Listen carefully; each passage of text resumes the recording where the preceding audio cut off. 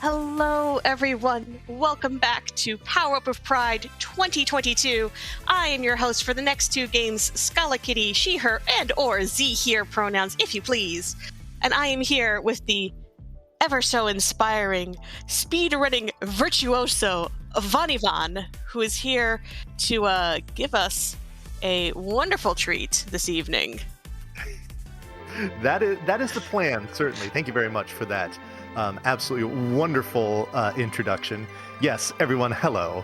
My name is Vanivan, and I will be with you for about the next 3 or so hours, the majority of which is going to be spent on this run that we are about to do here. This is Final Fantasy IV, the any percent no credits warp category.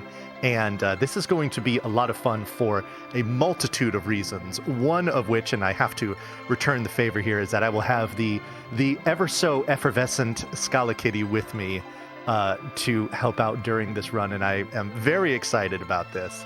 So, but what I'm also excited about is we have a whole boatload of character naming bid wars for this run. There's a grand total of 10 different characters that we name. We name them in various points throughout the run. The first two that we're going to name, Cecil and Kain, we do that in just about, it's probably about 7 or 8 minutes or so after we start the run. So if you want to snipe either of them, now is your chance. I hope we have it looks like we got a donate link right there in the chat recently, so be sure to take advantage of that and help me name these characters for a great cause. Last time I saw, all of them are reasonably within reach, with the exception of one. Somebody decided to drop a $500 bomb on Sid, and so that one's pretty secure, or maybe it isn't. Who knows? That's the last character we name, so there's still plenty of time in between now and then. Who knows? Maybe it gets overtaken. We shall see.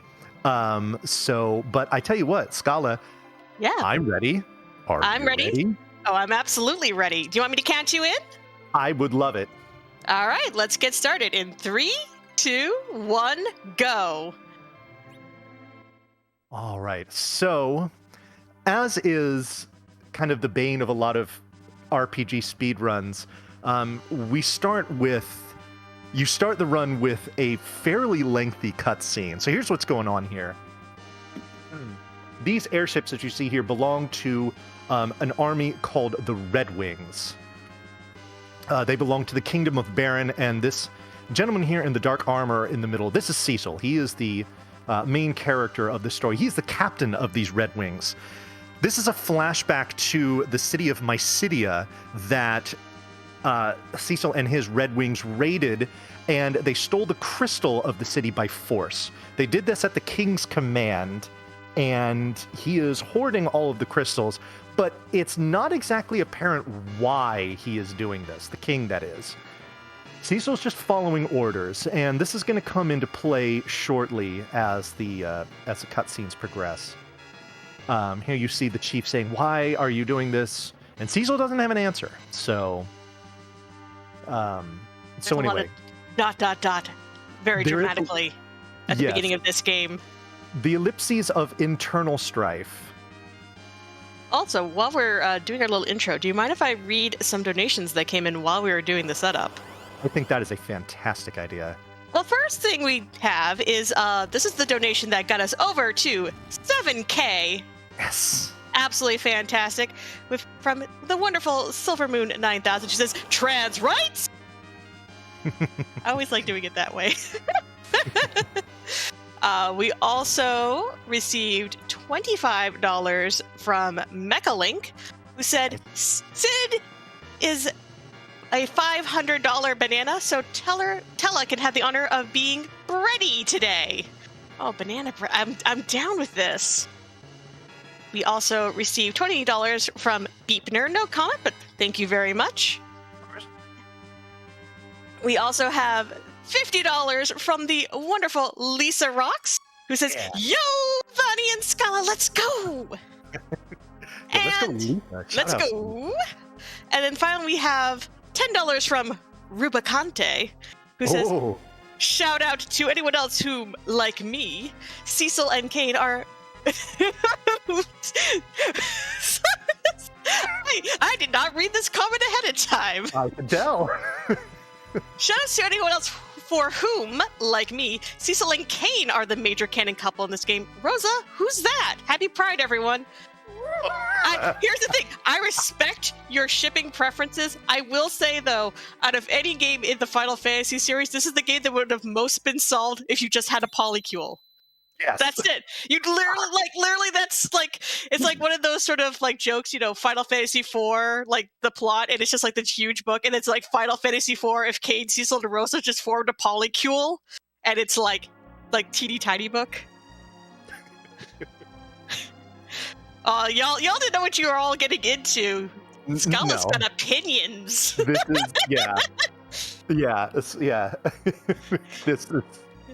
This is going to be fantastic. Speaking of Kane, he just introduced himself.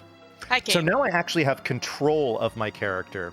All I'm going to do here before advancing the story is we're going to take a slight detour here, and I'm going to pick up a tent from this treasury. This tent is going to be critical for a pretty substantial glitch that I'm going to be performing in about 7 or so minutes. Also, here's the aforementioned Rosa. She is the canonic love interest of Cecil. Any other love interest discussed here are going to be unofficial, shall we say. Look, this is a 30-year-old fandom. People got opinions, and I appreciate that. Yes, indeed. So this gentleman we just talked to is Cid. For those that are familiar with the Final Fantasy series, a character of some sort named Cid appears in many of the series. Now, I'm going to do that little step that I just did right there off of that stool in front of the table. That was very intentional. I think this is probably a good time to talk about something called step routes, which is what we will be doing in this game. So there are 256 different encounter seeds that can be loaded at the very beginning of the game that determine how many steps you take when you advance the counter before you get quote unquote random encounters. What I did behind the scenes before I even came live was I set up a particular encounter seed that will allow me to get all the way through the first cave that we're going to do and to the town beyond it without taking a single encounter. This by itself can save up to 30 or even more seconds in just the first 10 minutes of the game. So it's pretty substantial. But we'll talk a little bit more about step routing in probably about like 10 or so minutes when we're really going to have to start paying attention to how that works. Also, I saw a bunch of people in chat wishing me good luck for this run, and I want to tell you all thank you very much. I appreciate that. And yeah, now it's back into cutscene time, though. I am not in control of these characters. This is a very notorious cutscene in the Final Fantasy series here, where it's just very painfully slow text crawling that we cannot advance or skip or bust our way through in any way, at least not yet, that we haven't discovered. So, Lisa's saying best version of this song. Okay. Yes. I do want to come in very quickly because here's the thing, y'all. There's just a little bit of a delay between when we can kind of say stuff is closed and when it actually like all processes. So I am actually going to, for safety's sake, cut off Kane and Cecil's naming incentives right now. Sounds good. Yes, I will double check. I saw one last donation sneak in from the wonderful Zandra, who says, "What a star-studded event! Best of luck with Final Fantasy IV." Where she gets the best from her seat at the PWUP social media table. Hope y'all like the tweet for this run. Wait, oh my God, did someone bid to name Rosa Zandra? I gotta get in on that. Yes. So thank you. Thank you, Zandra. Yes, let me go ahead though and close out those bids. Okay. So that way there.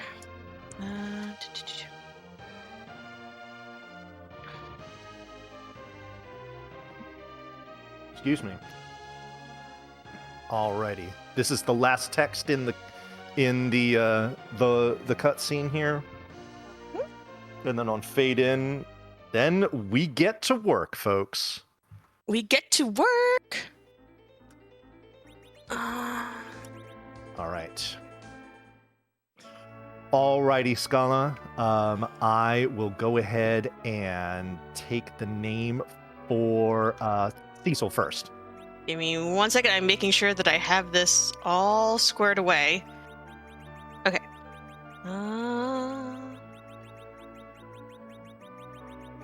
Okay. All right. Me close that out. All right, officially. All right, so Cecil shall be named Lisa Rocks. Thank you, Lisarx? Lisa. Oh yes. Sweet. Yeah. Unfortunately, we can't quite get the O in there, Lisa. Yeah, 6 character limit. Kane will be what? Kane will be. Let me make sure I refresh this. Kane shall be Bane, like the Batman villain. So B-A-N. Yep. Alrighty, there we go. Thank you very much for that. We have 3 more characters that we'll be naming. Those will be Rydia, Edward, and Rosa. Those characters are going to get named in about 15 or so minutes, maybe a little longer. Oh, come on, Chocobo, come here. All right, so grab this Chocobo because it is very speedy and because we get no encounters, nor does it advance the step counter either. This is really important. So here we go. This is the Misty Cave. Now, this cave has random encounters. I swear it does. But because we have very, very deftly set up our encounter seed, we are just going to waltz right through here with nary a care. And the next time we're going to see an encounter, it's going to be a boss coming up here very shortly. Here it is. So this is the Mist Dragon, or Demist, as they call it. This is basically a scripted fight. The only thing that isn't scripted are the damage rolls, essentially. So we actually use a musical cue here to properly time a jump with Kane. It's not this one.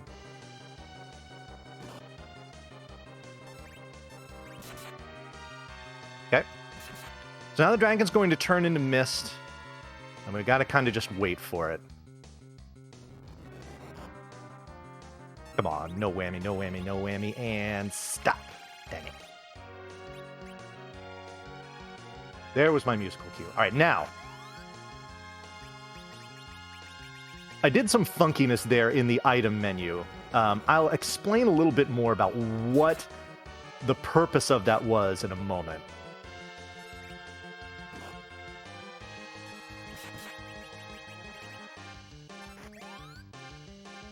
Almost done with the fight here. This will probably kill.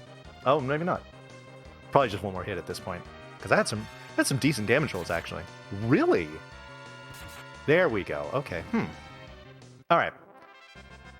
So Demist is done. All right. Now the fun really begins. This run is a total glitch fest, especially at the very end.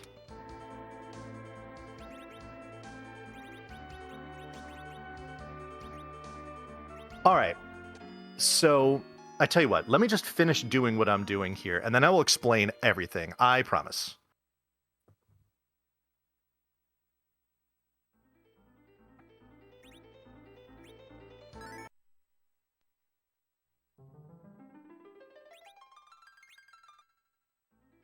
Okay, so what I did with the tent was something called Mist Clip, which allowed me to enter this town from the right side as opposed to the left. But what I'm going to do here is I'm going to sell this empty space in my inventory for 3.2 million GP. The reason I was able to do that is because the funkiness that I was doing during that Mist Dragon fight and then a little bit right before I went into this town was called an item duplication glitch, where I actually underflowed the number of iron shields that Kain had, such that he had roughly 65,000 of them. And then I sold them to completely bankrupt the town of Mist here and give us just way more money than we're ever going to need. I'm also grabbing a couple of items here, the tiara and the change rod. You're not supposed to have access to these items until way later in the game, because normally when you enter the town from the left side, there's a trigger tile right here, which I'm going to do now, but I'm doing it, of course, after I have sold out that stuff, bought a stack of dancing daggers, grabbed the tiara, grabbed the change rod, and then we can progress with the game. Yeah, oh, don't worry about the sunbathing lady there. She is definitely not dead.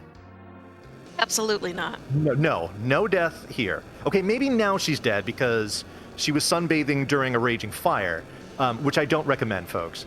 But 0 out of 10. She was sunbathing before. Let the record show. All right.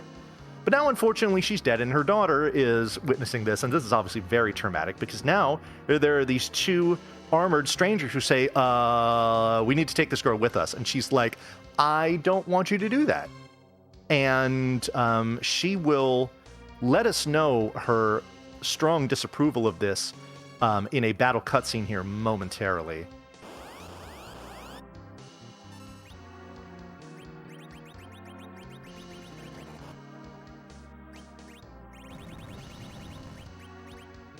Okay.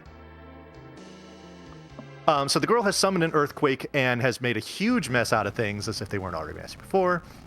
And now we don't have access to Mist. You're not supposed to have access to Mist again until you obtain an airship, which is much later on in the game, which is why it's so important to get the stuff that we did, especially the dancing daggers. The dancing daggers are going to be used by multiple characters to do way more damage than they would otherwise be able to this early in the game. So what I'm going to be doing now that I leave this area is I'm going to be paying extremely close attention onto exactly which tiles I get encounters here. And the reason being is this is going to help me determine what encounter seed I am on now. I set one up at the beginning of the game. However, in order to do the Mist clip, I had to do a soft reset. Hold on. 1, 2, 3, 4, 5, 6, 7. Okay. I had to do a soft reset in order to perform the Mist clip, and in so doing, I reset my seed. Oh my goodness. Okay, so I have 4 potential seeds here, one of which is literally the best possible seed you can get. That's seed 43 is in play. 43. It's seed 43 through 46, all of which are green. However, 43 is a sparkling gold color. If I get that, I've never gotten seed 43 before. So if I get this in a marathon, that would be I'm so excited for you. By the way, I have like so many donations, Bonnie. People are like kind of excited for this run. Yo. Well, one thing I just want to mention real quick is I demonstrated it at the first attack I did, and I'll do it again for the third one here. So you notice how as soon as I got my chance to input something there was a text box that popped up at the top that said "can't run." Anytime you have any sort of like boss battle or story battle or something like that, you're unable to run, and if you attempt to do so, you get that message. Well, this we actually use to our advantage, because while that text box is popped up, everybody's ATB freezes, and it allows you to input menu commands without the enemies getting closer to their turns. We refer to these as run buffers. So this is going to be something that'll be really important in several fights that we do throughout the run. Something else that's really important is we are going to immediately slap that tiara that we got on Rydia and put her in the back row, because she is level 1. She is incredibly squishy, and because we're not going to be doing any fighting of any random encounters, she will not gain any experience except for boss fights. And she could die very easily. So we're doing our best to protect her with what we have. We talked to Rosa there. She has come down with a case of the desert fever, and she is very sick. The only thing that is going to cure her is going to be the mythical sand ruby. So we will get on that. But I tell you what, all I'm going to be doing here is paying attention to my steps. But if you want to run through those donations that you've gotten, please, by all means. Things are heating up in the Final Fantasy IV fandom. Things have escalated, have they? Things are escalating for sure. Y'all giving me a time with here on the hosting shift, and I love it. Yeah. Before we start yes, in, unfortunately, based on the encounters I've already gotten, Seed 43 is not possible. We have eliminated Seed 43, but that's okay because we've gained Tella, so that's our consolation. Anyway, donation comments, go. Donation comments. First things first, $50 from Daniel T. As my absolute favorite Final Fantasy, I may as well name my favorite character after my favorite LGBTQ supporting K-pop group. Here's some money to help make sure the cast of FF4 stan Luna by giving their name to Rydia. Happy Pride, and here's to a great run. Thank you. We got $100 from Gramora. Oh my goodness. Yes, who says, you know the drill, make sure to burst Garidia to win. With love, Gramora. Arborelia donated $25. It says, go, Giles, go! That went to naming Edward Giles. Okay. Daniel T came back with another $60. Sheep Launcher got in there with $20. Happy to contribute to a great cause. Good luck, Von Yvonne, and remember, wish everyone.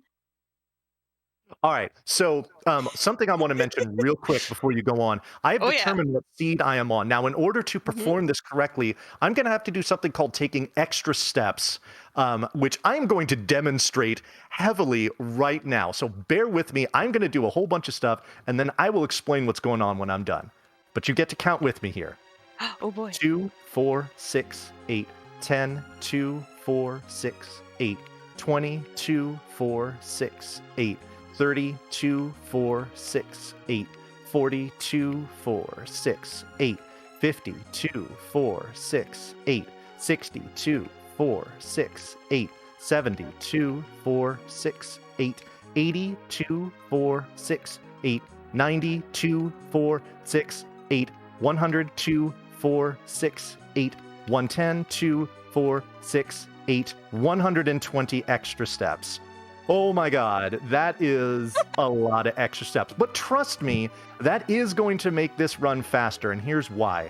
There are going to be certain areas as we're going throughout the game where taking steps in particular rooms will not result in random encounters because there are none in that room. However, it will advance the step counter. We are going to do this in very specific places and in very specific numbers based on this encounter seed to optimize the encounters that we're going to get. It's either going to eliminate some altogether, or it's going to make it so that the ones that we're going to have to get are in more favorable spots, like the enemy groups are less threatening or less likely to give us a surprise attack or back attack, what have you. So you notice that after that save room, this is only the second encounter that I've gotten, and I'm about to exit. That is really good. So what else is really good? What's that? How many more donations we've gotten? 2, 4, 6, 8, 10. Hold on. 2, 4, 6, 8, 22, and 4. Only 24 that time. I hope you all like counting. There's so much counting in this run. Oh, there's delightful tons of counting in this game. Yes. Yes. But before we go to Octomam, we have in quick succession $15 from Gamora, $25 from Daniel T, $50 from Tyler, and another $50 from Gamora. Oh, this is so spicy. This is so spicy. Well, Gamora. I know. So just so you all know, for those of you who know Final Fantasy IV and sort of know the general flow of the gameplay, we will be cutting off the names for Rydia, Edward, and Rosa when we get back to Kaipo. Yes. So you still have a little bit of time left to get in on this absolutely fierce bid war that we're having right now. which I'm all here for. Me too. Oh boy. I All right, will so this say. is Oh, Octomam. go ahead. Yes. Yes.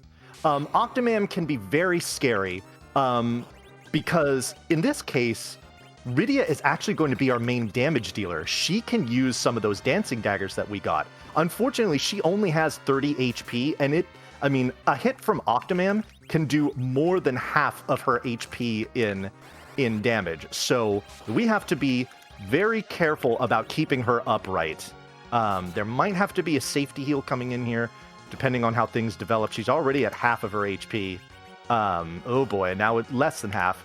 So we just got to keep an eye on that, because if she goes down, this fight slows down considerably.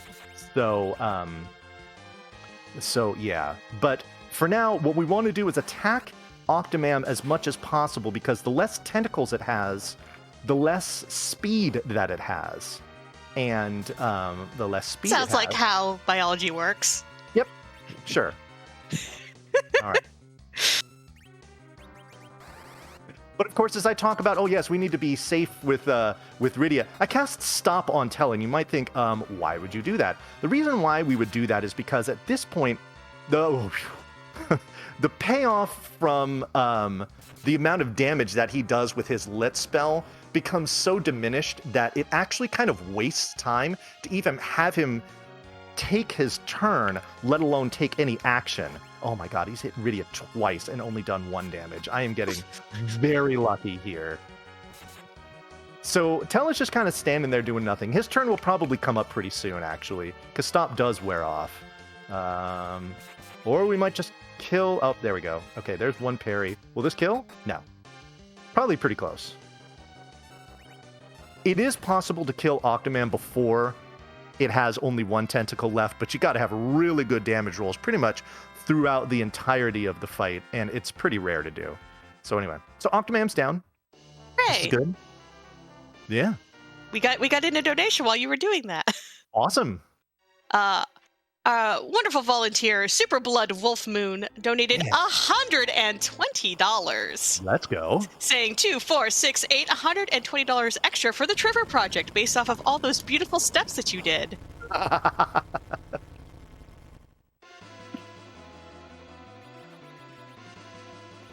So does that mean someone else has to donate the $24 for the other extra steps you took? You want to know what the funny thing is? Yeah. Guess what I'm about to do here in Dance. Extra steps! Extra 2, steps! 4, 6, 8, 10, 2, 4, 6, 8, 20, 2, and 4. Another one that required exactly 24.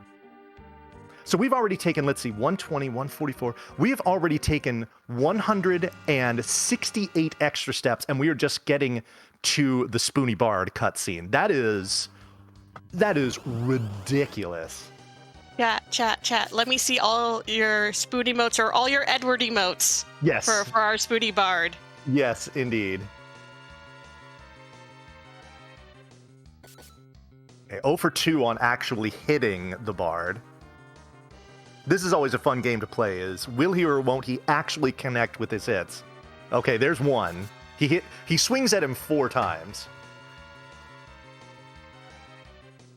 Oh my goodness, Scala! I just saw the dollar counter go up in a significant way. Oh yeah. If you wanna roll in with whatever just happened there, go right ahead.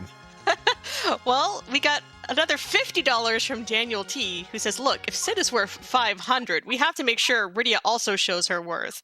And then an additional $100 from Some Egrets, who says, "Go fast and keep your bard spoony." Oh, I plan on it.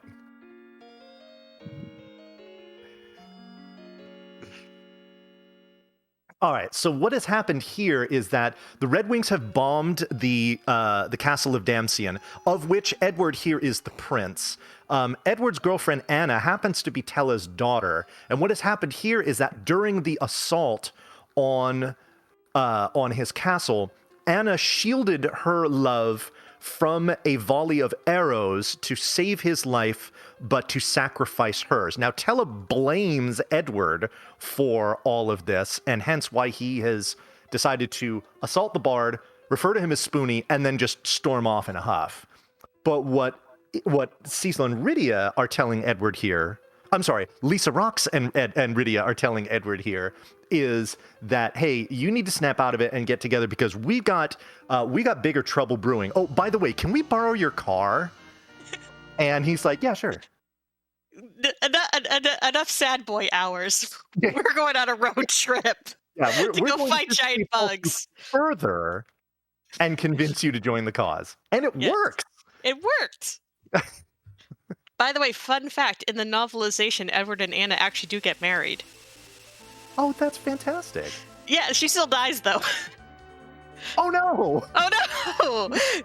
I mean, sometimes the novels I've read, yes, you have no idea how many Final Fantasy novels there are, I say as someone who owns, like, 4 of them. Gotcha. Some of them are very weird. Some of them, from what I understand, the FF4 is not too weird. Not like the FF2, actual Japanese 2 one, which does a whole bunch of different things. Gotcha. We got to pick up this safety life here. That's from my boy Nitzy. Shoutouts to the legendary Nitsky one. But where we are right now is the Antlion Cave. When we mentioned to Edward that Rosa needs a sand ruby to cure what ails her, he says, oh, let's just go to the Antlion Cave.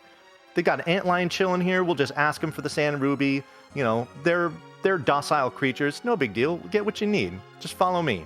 So here we go. Edward's like, all right, this is the place, man. Let's just say hello to the antlion. Like, hey, bud, go borrow a sand ruby. And Antlion tries to kill him, and he's like, that wasn't in the plans.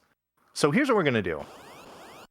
We are not going to be attacking with Cecil. Instead, we're going to slap another dancing dagger on Edward.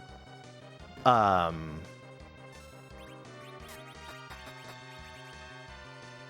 shoot.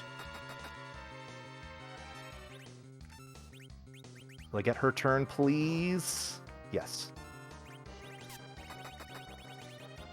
Okay, good. Only 3 dancing daggers there. Ooh. So here's how that fight works. Mm-hmm. Anytime you hit Antlion with any kind of physical attacks, it will counter with a rather damaging attack that our party right now cannot handle.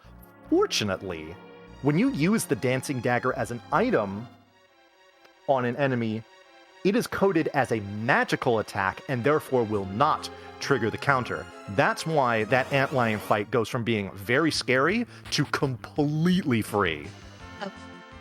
Oh, it's magic. You know. By the way, for the win. As you've been walking through that cave, Grimoire threw out another $50 and simply says, Bursk. Bursk. So I'm going to let you all know, this is your basically last call for naming incentives for Rydia, Edward, and Rosa, okay? Yeah. Because you remember, you have to keep processing time in mind. Yeah. So and we have... please snipe now. If you're thinking about doing it, now's the time. Well, definitely not Daniel T. Threw down another $50. So someone's paying attention. Yeah. But yeah. Hey. Basically, what's going to happen is when we get to the water hag fight, I'm going to close those out. So basically, go now. And even then, it's like, that's a little, because processing time, y'all. I would say you've got like 30 seconds. So pull the trigger if you feel so inclined. Always remember, bid responsibly. Yes, please. As much as we all love supporting the Trevor Project, also do bid responsibly. Also be sure to get your information from the charity if you can afterwards. Keep your receipts, y'all. It's good. It's good for your taxes, right, Vonnie? You know about that stuff, right? You know about that grown-up stuff. Sure do. Absolutely. Hell yeah. All right, so we are back in Kaipo. We have the Sand Ruby. We have used it on Rosa. Don't ask for details there. But now she's cured, and at least she's back with us. She's not 100% yet, so we're just like, you know what? She wants to help us in the cause, but we said, look, you probably just need one more night of rest. You just woke up, regain your strength, and then we can go. So we've got a night to kill. All right, we've got a knight to That's kill. nice. We've got a water hag to kill. I We sure have do. I have a whole bunch of snipes Oh of my god, I just saw that donation total. Yes, yeah. please. By the way, Let's do it. if y'all remember, folks, when we started this, we were at We 7K. weren't even at 7,000 yet. Yeah. So We're already at yeah, 8,000 and climbing. it is the power of Final Fantasy IV. I'm going to give this one last refresh. All right, I'm going to close these bids Yeah, because cut it off now. That's fine. I'm cutting these off. Thank you all so much for your amazing generosity. We cannot thank you all enough. Let me go ahead and close those. And Now, and one thing that I do want to mention while Scala is Yes. doing that is while she's cutting this off, I do have good news. We still have 5 more characters to name. So if you didn't get in on this, if you didn't get weren't able to get the names that you wanted in here, you still have 5 characters left to name. So you do. opportunities abound. So All right, let me make sure don't- that all don't be terribly prepared. processed. yes. It's one of those things where there's a little bit of a delay between what I do and what actually gets processed. Yeah. So, but I believe we should be okay. Yeah. You know, somebody said it in chat, but I think it is kind of a good prevailing message that the Ghost of Anna gave there, especially for those of you that are questioning or in bad situations or whatnot. To everyone out there, please believe in yourself and be strong. Absolutely. All right, let me. Okay.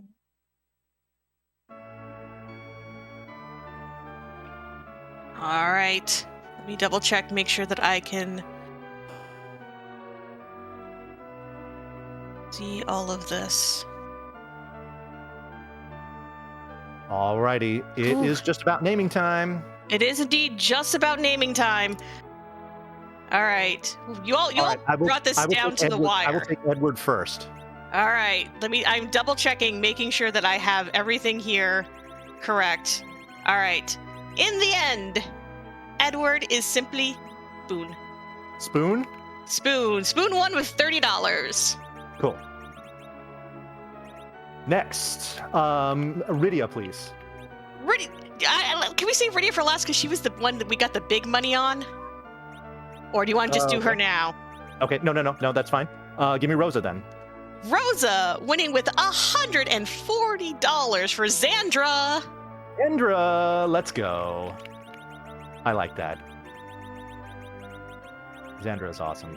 Yes, and finally, the bid war supreme so far. The winner for Rydia was indeed Bursk, Bursk! and that I needs to see be in what's always all happening. caps. Yeah, all caps. that goes without saying.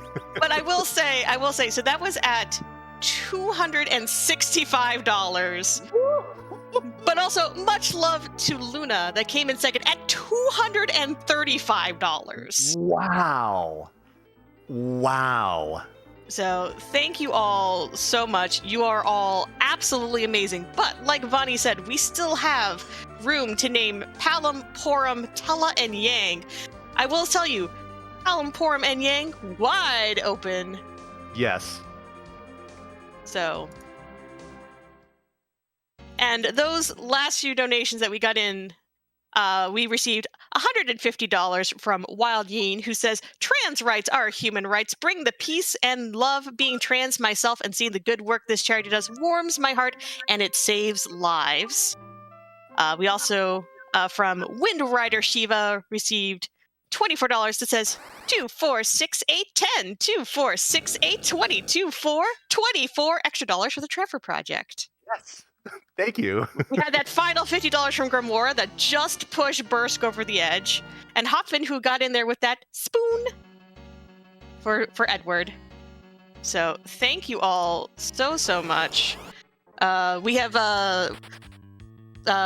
Rosa was very kind to Rydia, got her past her fears, and now we get to climb a mountain. There's going to be a lot of mountain climbing in this game too. There is, yes. Yes, Xandra the counselor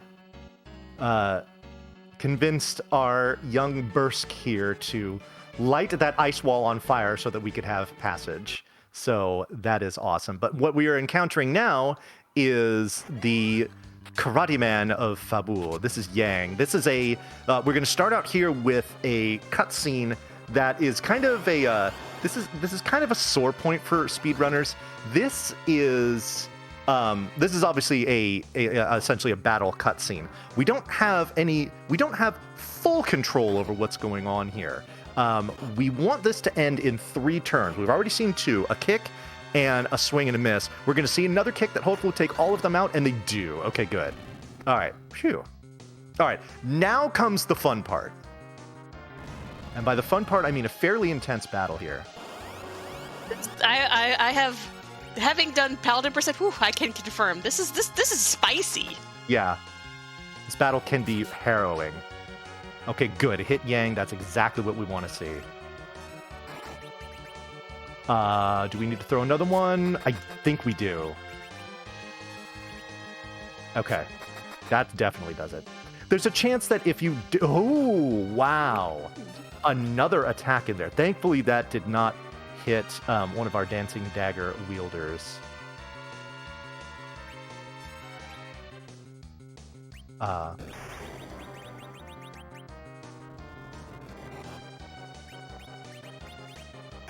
Okay, good. That kick from Yang, I have to pay attention to the damage on the back orange bombs, because if either of them are high enough, then we can use Rosa's aim ability here to take one of them out, which we have done. That's perfect. Oh, Yang is dead. Okay. That's not a problem, actually. Okay. I know Shadow Party kind of comes into play in a few spots here. Yeah. It's gonna mess probably with some ATB stuff in the gauntlet in a particular battle. I'm just gonna need to pay attention to that. But other than that, that's fine. The one character that really cannot die in that battle, especially being dead at the end of the battle, is Edward. Spoon, because Spoon is going to be critically important for the next series of fights that we're going to be doing here, which we refer to as the Fabul Gauntlet. It's going to be 6, essentially, there's 6 battles in a row where we cecannot menu in between them, and we have no healing items. The battle is only going to be with Cecil and Yang and Edward. So Rydia and Rosa stay behind, so there goes all of our magical healing, and we don't have any healing items, so we basically, we're going to come as we are and hope that we can hold up throughout all 6 battles. But the way that is done is by having Edward staying upright and not hiding, so that he can throw his dancing daggers all over the place and make short work of a lot of these enemies. While we're doing our little walk to Fabul, since we've sort of been talking so much about just the donations themselves, can I talk real quick about the charity that we're raising money for? Oh, right ahead. Yeah, so if you all are just joining us, first of all, welcome. This is Final Fantasy IV, run by Vanivan. And here at Power Up with Pride 2022, we are raising money for the Trevor Project. The Trevor Project is the leading national organization providing crisis intervention and suicide prevention services to lesbian, gay, bisexual, transgender, queer, and questioning youth. You can check them out at www.thetrevorproject.org to access their services and find out more about their impact, or to donate even after the marathon is complete. Ooh, got nice timing on that, right as we're going into Fabul. Yes. Oh, I love the Fabul music so much. It's so good. It is. It is very good. It's got some weight to it. It's music with heft. Alrighty. Well, I tell you what, during these battles here, I would love to see another battle brewing, and that is a little bid war going on for the privilege to name Palom and or Porum whatever you would like, because that's going to be coming up in a few minutes. So your window of opportunity there is going to be closing soon. But now we got to pay attention to what we're doing here, because again, especially this first battle is critical. Got a musical cue here, so we can do our run buffer there and make sure that we snap off that dancing dagger before we get attacked ourselves. Okay, what's going to happen here? Okay, good. Didn't hit Edward. As long as you don't hit Edward, we are good. Speaking of Edward, or Spoon, we're going to do the Spoony dance. All right, so that's the first battle down. Getting through that first battle with Edward taking no damage is... I mean, that's probably about like 75% of what we need to do here. So we are in great shape. You'll notice that I laid down a save right before coming into here, because if Edward takes a huge hit, especially in the very beginning, it can make the rest of this untenable. Ah, shoot.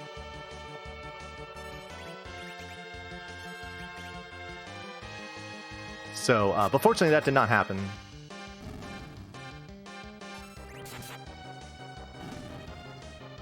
Perfect. All right. There's 2 battles down, 4 to go.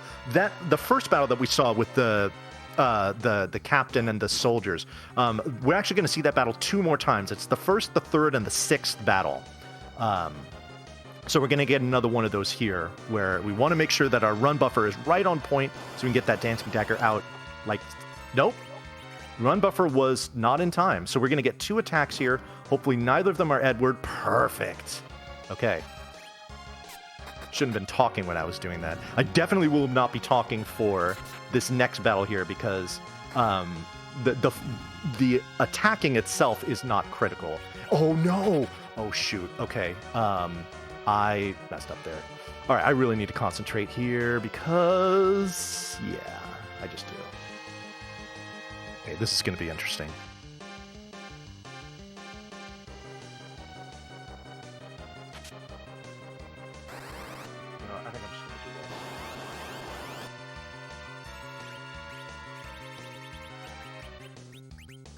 That's fine. Oh my god. Okay. Well, that's interesting. All right. No problem. We're just going to have to do it elsewhere. All right. Things got a little bit off the rails here, but I'm not terribly worried about it. At least not yet.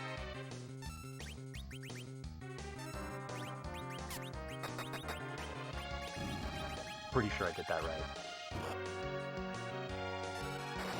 We'll find out. Okay.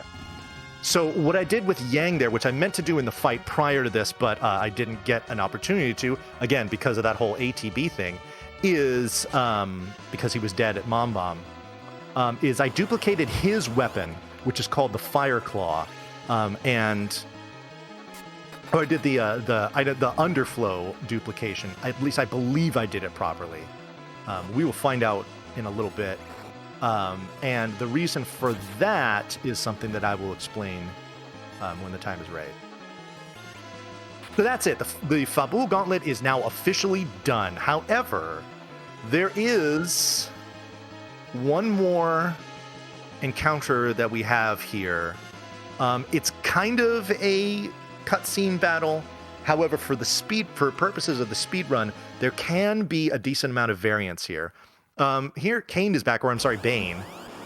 We want Cecil to die as quickly as possible here, and in order to do that, we want a nice high damage roll from Kain. We're going to hit ourselves to... Oh, never mind. Not even necessary.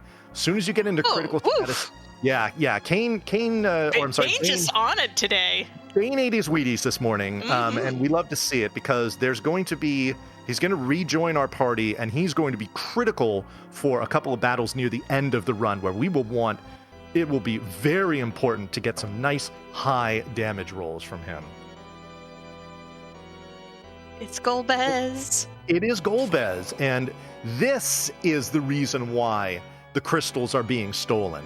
He is behind the whole thing, and unfortunately, not only has he taken mind control of Kain, but as you notice there, he just kidnapped Bane. He just kidnapped Xandra. Poor Xandra. No. So No. Golbez is the man behind the man. Yes. And eventually we will meet the man behind the man behind the man Yes. who turns into noodles. Right? Yes. Okay, cool. All right. Don't worry, chat. We will be working as hard as possible to rescue Xandra from the evil clutches of Golbez. I'm sad that we are not allowed to name Golbez, but that would require Golbez to be playable. Indeed. So where Rivers just got real mad at me. I know. Alrighty, so I am going to be walking through this castle in a very particular way because I'm going to be taking what are called optional steps. Now, these are not steps that I'm going to have to like go out of my way to take. They're steps that I can essentially advance my step counter as I'm walking. But there are certain tiles where in this area where it will advance your step counter and certain tiles where it won't. So stepping on the particular ones in order to accomplish this is very important. Like the way I'll walk off this rug here, instead of walking to the left and then down, I'm going to walk down and then left. Okay, now, got to do some menuing here.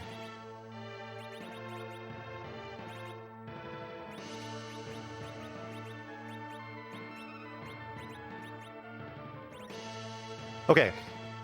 We did Yang's dupe correctly. That is a relief. I was about 95% sure that I did it, and I kind of just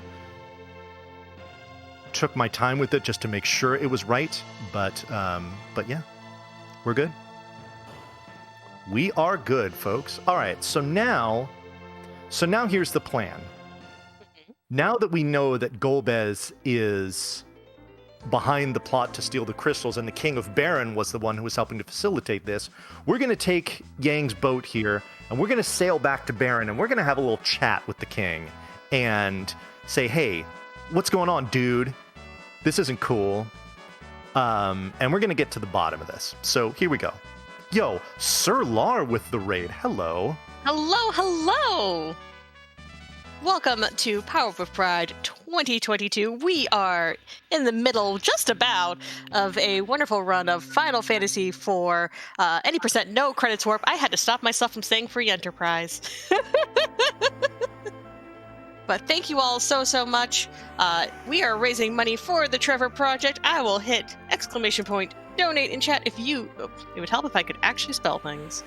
If you would like to toss in, we still have some bid wars remaining for this run to name Palom, Porum, Tella, Yang, and Sid. And if you all have some fun names, please give us fun names. We love fun names. And if you want to give a fun name to Palom or Porum, you need to do it now because the cutoff is coming up very shortly for that. Yes, I mean, please. You have an opportunity to do it in the next probably about minute or so, but that's pretty much all you've got. So if you want to drop a name on either of the twins, this is the time. So the boat ride unfortunately gets interrupted by the arrival of this massive sea beast who is going to make things a little difficult for passage here. This is Leviathan. He is going to raise up and cause some turbulence, shall we say.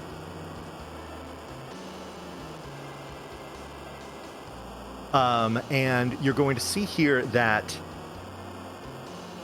eventually Rydia is going to get thrown off the boat. Yang is possibly pushed off the boat by Cecil. Edward hits the deck because he doesn't want to take any chances. But unfortunately, the boat gets sucked into Leviathan's whirlpool here, and that is, that's not good, folks. Because what we got here is we got Cecil waking up all alone. Everybody's gone. Yang, Bursk, Spoon, nowhere to be found. So, you know what? Anytime I'm feeling down and out, you know what really You know what really brings my spirits up? What? Shopping. Shopping. Oh my gosh. When I'm done with shopping, that should really be the cutoff here.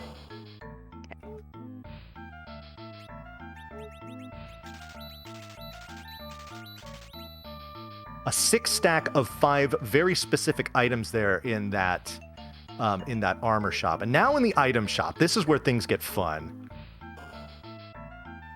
How fun. Oh yeah, because we still have like all the money forever. Now, we had 254 Fire Claws. We sold 140 of them because we need exactly 114. That seems peculiar. Well, speaking of peculiar, the reason why we need it is if you've never seen the 64 door glitch that I'm going to do at the end of this run, trust me, you don't want to miss it. Buckle in. You're here for the long haul. This is going to be wild, and I promise you won't be disappointed. Also, here are twins. I do believe that I have to, at this point, cut off their naming incentive, so let me go ahead. I'll be naming them in about like 20 seconds. All right, let me go ahead. I have to do all my magic in the admin panel here. Okay.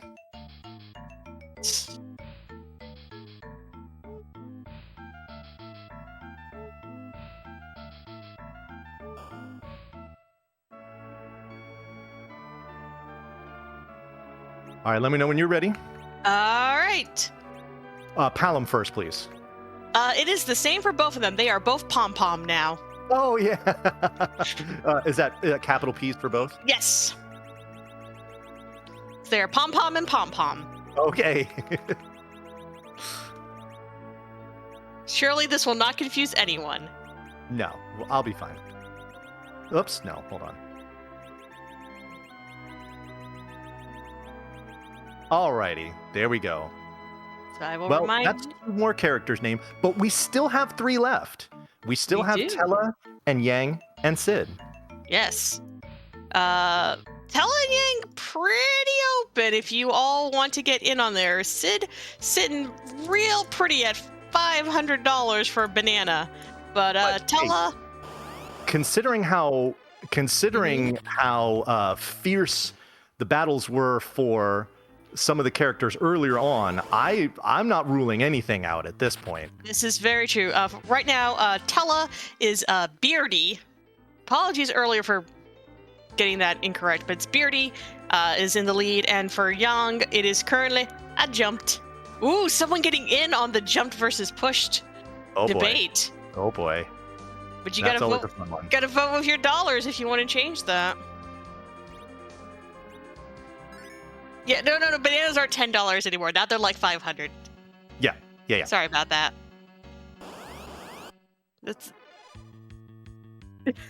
Sorry, I shouldn't laugh at you getting the fight before the cutscene, but it's kind of funny. But hey, you know what? As long as it's not a back attack, I don't care. I'm fine with that. I mean, battles are going to be a thing. It's going to happen. So anyway, so here's what is happening.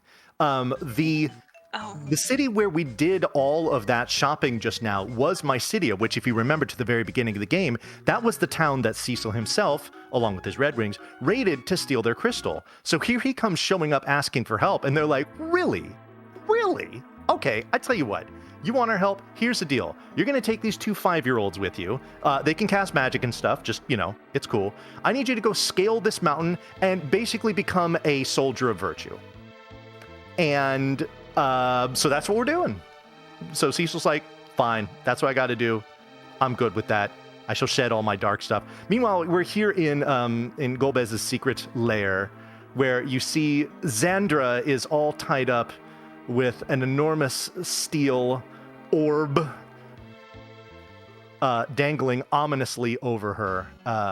We will free her from her bonds before the orb ends her. Trust me, folks, we will.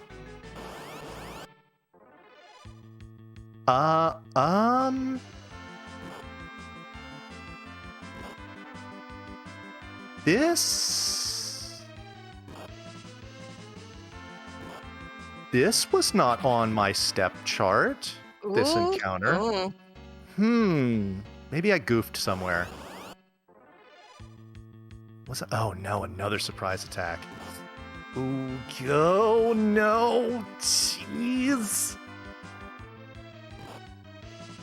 Oh boy, okay. Well, fortunately, I got a whole stack of curing potions here. We're just gonna go ahead and just throw out a couple of those just to be safe. Did I miss some extra steps somewhere here? No, I took those optional steps there. Huh. All right, well, whatever. The game moves on. What else? What also moves on is that we see Tella here again. And what Tella is doing is he is searching for the legendary Meteor spell, or Meteo as it is in this game, because he wants to use that on Golbez to exact revenge for being responsible for his daughter's death.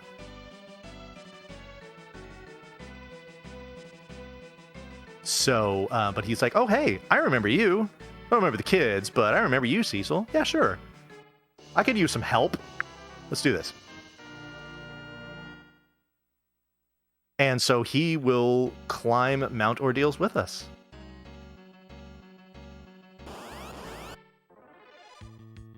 Yeah, what this is No, actually no, that was on my chart. Okay. Alrighty. Well, coming up in this next screen here are going to be two very particular boss battles. Okay, that's good. All right. So let me just do a little. Well, first of all, let me do a little revival here because unfortunately, one of our pom poms decided to swoon. Oh, you know what? But before we get into this, we need to do some equipping here, don't we?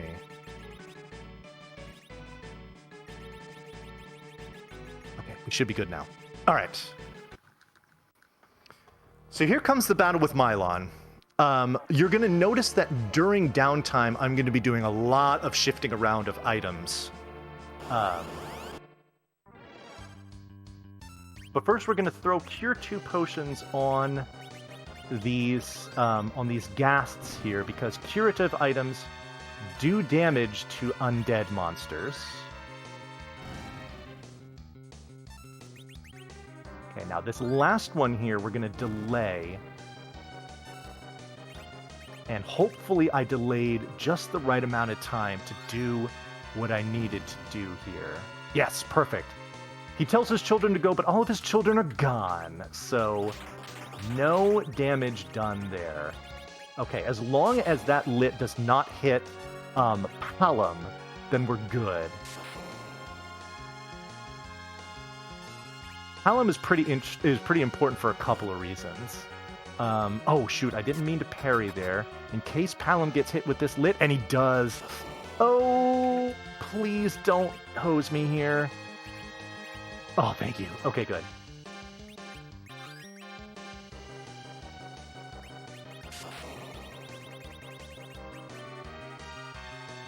Where is that stuff? What am I looking for here?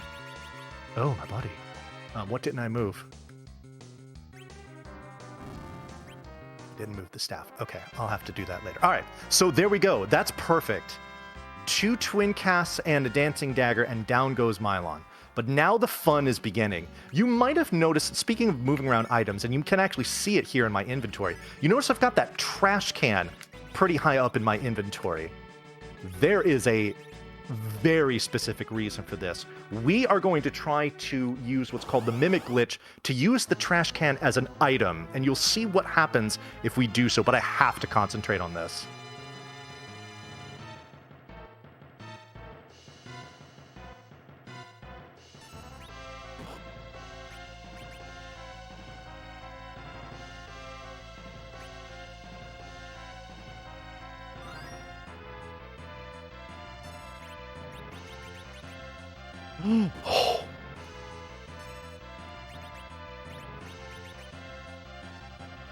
Oh, you know what? No, this isn't going to work, is it? Oh, no. I should have... I was kind of hoping that missed. Is he going to die from the poison? No. He got hit the second... No. Shoot. Okay. I am in huge trouble right now. Because, unfortunately... Yeah. Uh-oh. Okay. Oh, jeez. Yeah, so unfortunately, Palom died right before he was able to... Oh, good. Okay, at least I've got Cecil back, too. Or Lisa Rocks. He will be very helpful in... So, we are absolutely in backup plan territory. There's no question about it. The trash can did not work. It is a very, very particular setup for it, and unfortunately, Mylon did not play nice, which is something that can often happen.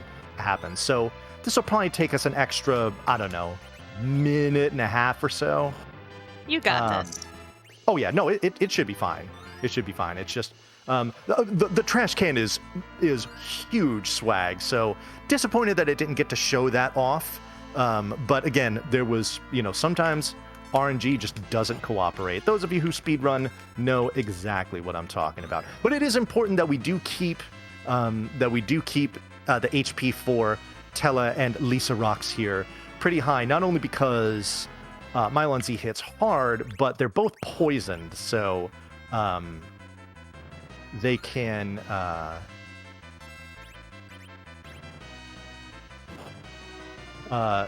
their HP can drop very quickly and suddenly.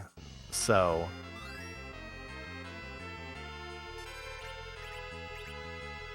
indeed, keep fighting.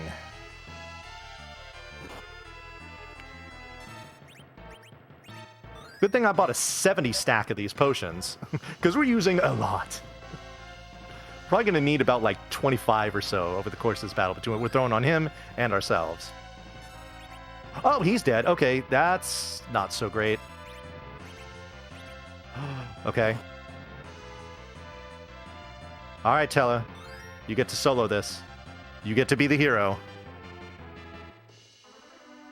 I did save right before I came up the mountain, so if I do happen to die, it's not going to be a massive setback. But it certainly won't be a good one either. We should be pretty close. Oh no, okay, good. I'm glad I waited to see what that damage roll was.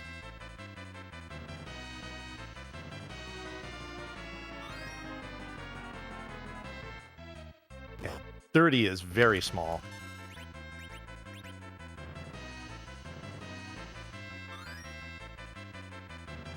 28's not too bad.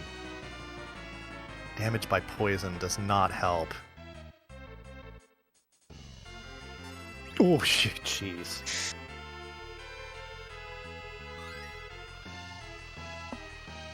Ooh, the miss is nice.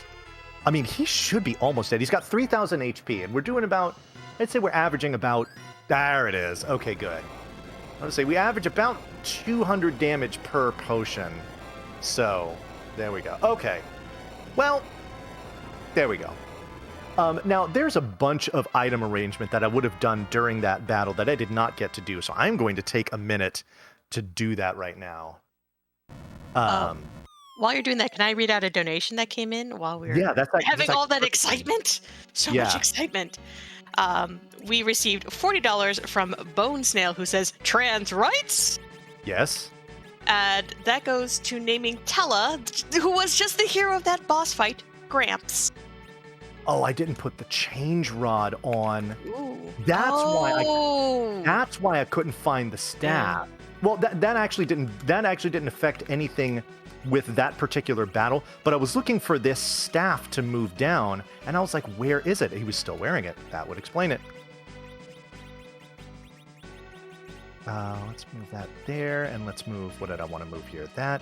This we can get out of here. This, what else can we get out? Oh, the iron ring. Okay, good. All right. Alrighty. Okay, well, now we should be back on track. Bit of a detour there because Trash Can did not cooperate. But you know what? Sometimes it doesn't always go the way you want. Anyway, so we have reached the summit of Mount Ordeals, and now Cecil, once a Dark Knight, captain of the Red Wings of Baron, has now become a purple-haired paladin. It's time for the trans metaphor. Yes.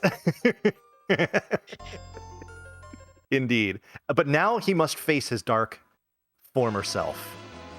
And we're going to do actually something a little fun here. This is supposed to be kind of a battle cutscene, but we're going to not make it so. Instead, we're going to throw dancing daggers at our former self, and we're going to speed this up here. We don't have time for our Dark Knight yammering here. So we're going to hit him with hopefully just 4 dancing daggers. I think that's all we'll need. Yeah, we should be fine. There we go. And death, and he doesn't say anything else, which is great. And the cutscene ends. What you're supposed to do is just sit there and just take hit after hit after hit, and eventually he says some poignant stuff, and then this cutscene ensues. But we don't have time for that. Justice is not the only right in this world. Whatever. All right, Lisa Rocks became a paladin. GG, Lisa. GG, Lisa. Alrighty, so now we have to walk down the mountain. This is fun, and fun is in air quotes, because when Lisa Rocks becomes a paladin, Lisa is now at level 1, and so it makes for it makes us rather susceptible to back attacks, especially in this section of the game. So it could slow us down a touch.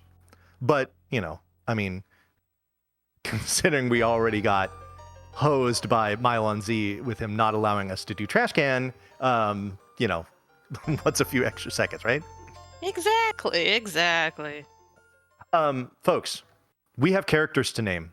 Oh, I don't want you to forget about that. So, no. Well, I mean, Mecha Link remembers because he put in another $25 for Beardy. Yes. Okay. So for that goes for naming Tella. So I'll do a quick rundown as we make our way down the mountain. Right now, Sid's still sitting pretty at a $500 for Banana.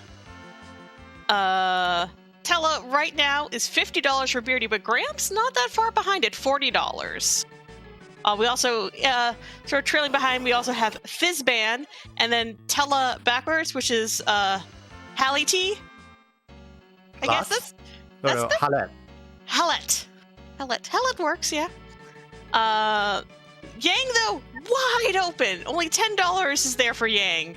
Right now, I Jumped is leading, and then I'm trying to figure out how to pronounce Yang backwards.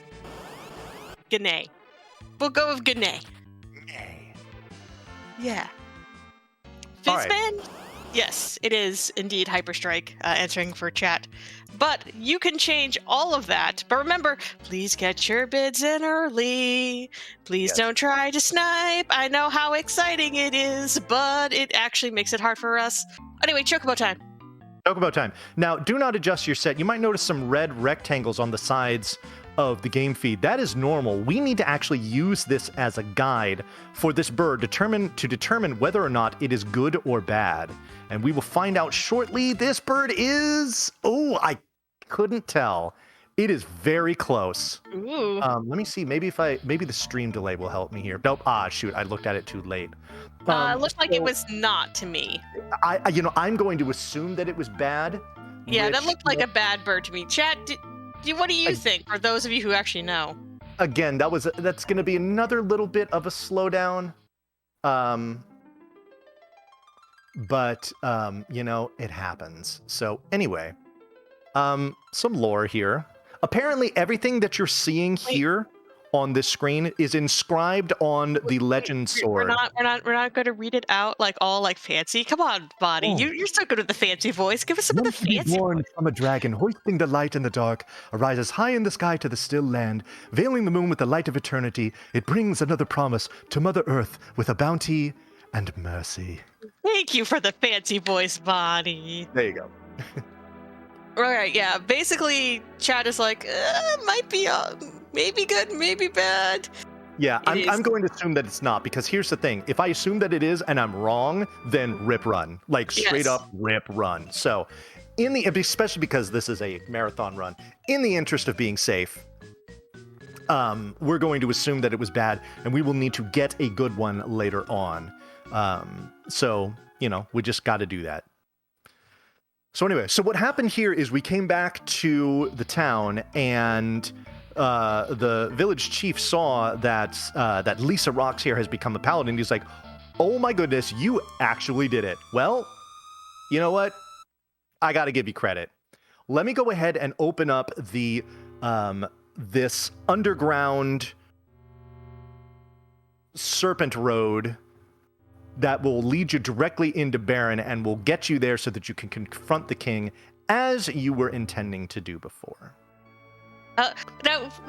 So I'm assuming that the Serpent Road had to be cut off on the Mysidian end, and that's why Baron didn't just, scoot over there earlier, like at the beginning of the story. Correct. All right. mean, Now we see a familiar face here, it's but he is not really wanting to see us. So he sends some guards to attack us. Basically, right now, this is where we're cutting stuff off for Tella and Yang, because remember, processing time. So I'm cutting those off now. That's fine.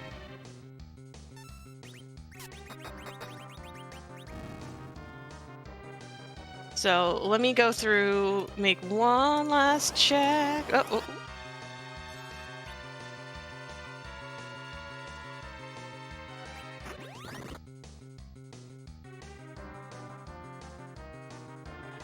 Eris, I appreciate the getting that in here. This is about as much of a snipe as you can do. Saying great run, a great cause, can't resist, a great joke, best of luck. And I'm pretty sure I did actually manage to get that all in, but I'm going to double check all of this before we close everything. All right, good. Let me go and fix these up now. Gotcha. Okay, now, very important question here, as I am not controlling the walking that I'm doing here. Do we have a ghost girl? Ooh, ghost girl? Oh, we do not. Shoot. She's a house below. All right.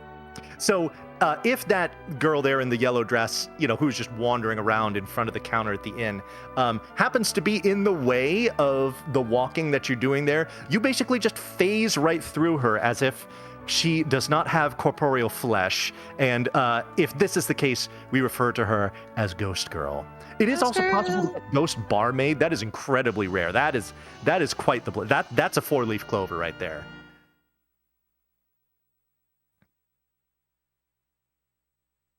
Okay.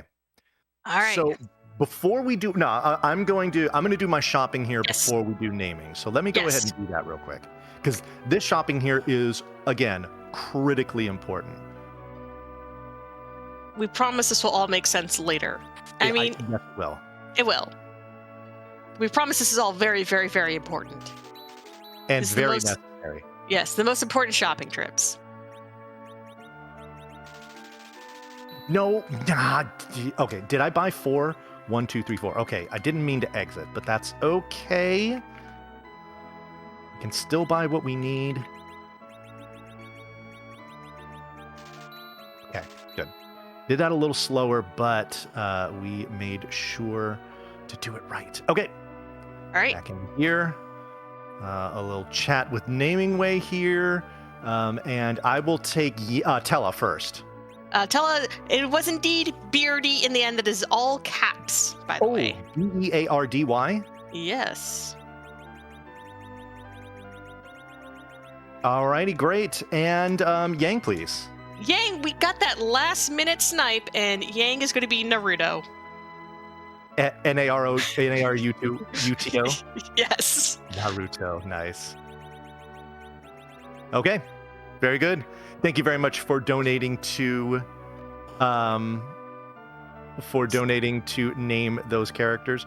Now, there is still one character left to name, and that is going to be Sid. I understand there is a sizable donation already in place for that, but we've still got the whole waterway and then 2 boss battles in between now and then. So if you want to rise up as a group, crowdsource and crowdfund a knocking off of the banana, then get going, because this would be the time to do it. If you are intimidated by the $500 bid, I get it, but perhaps strength in numbers will empower you folks to... So, it's Senator Crocodile.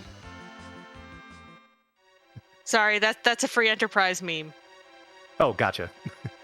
We have this, basically, I won't go into the whole thing, but basically there's a chance that you could have the Fabul Gauntlet, but it's in Baron, so it includes all the Baron monsters instead of the Fabul monsters, and we've taken to deciding that the crocodiles, they're actually the senators from Baron. I see. Okay. I know. I'm sorry. I'm sorry. It's rando stuff. I'm sorry. I kind of live and breathe that. That's part of the reason why I'm here. Yep. Ooh, that. I feel like I'm off by like 1 step. Like I am. Let's see here. I feel like I'm 1 step ahead, actually. That might be why I got that one funky encounter.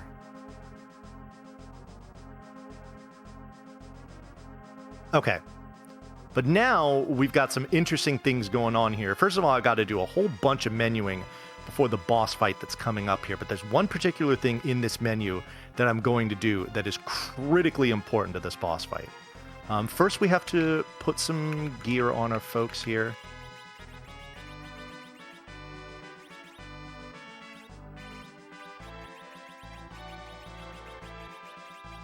Everybody's gotta look cute. That's what you do when you're storming the castle. Yep. All right. Cast Cure 4 here. Cast Cure 4 here, and then despite the fact that I don't have enough MP to cast Cure 4, I'm going to do it anyway, and I'm going to underflow. Boomerang MP. Yes, I'm going to underflow Tella's MP total, and this is going to allow me to cast the Meteor spell, which you normally would otherwise not be able to do. So, but there's a lot of things going on in this battle here, so I'll kind of concentrate on that.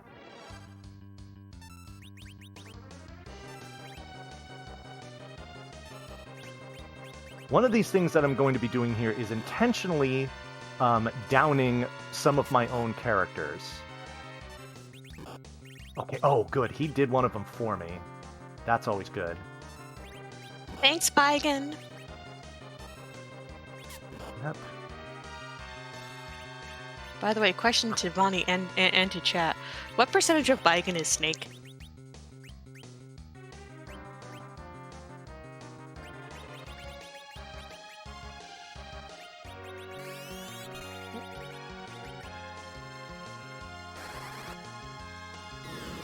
Shoot, there was another item that I needed to move down. What was it?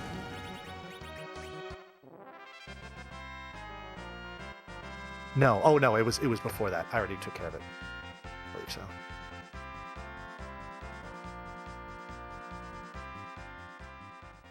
Alrighty, so that's Baigan. We just hit him with one Meteo and then he's done.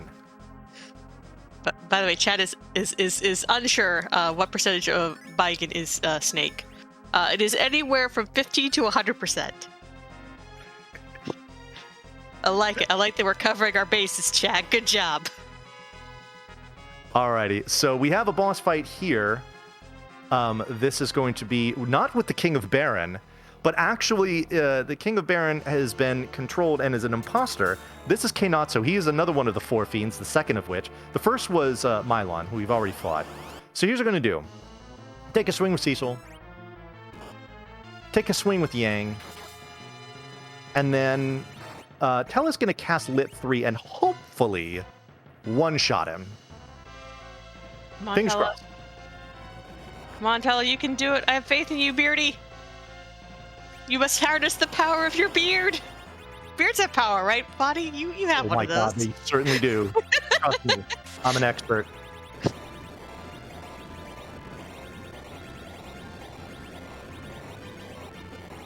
Anything else I needed to move here? Guess I can get that out of the way. Cool. Good. All right. So he has 4,000 HP, and I want to say Tella's roll was like 4,002 or something like that. So good. Just what we needed. We do the attacks with Cecil and Yang anyway, because sometimes the roll can be like, 3,700, 3,800. So the supplemental damage from those two attacks will be enough to push it over the edge. Sometimes the roll is like 4,800 and, you don't need, or even in that case, with it being, 4,000, anything above 4,000 and that's good enough. So yes. Oh, it was 4,004? Oh, a palindrome. Oh, yes. Ooh, nice. That's a good luck, right? Yes. And at this point, I do believe I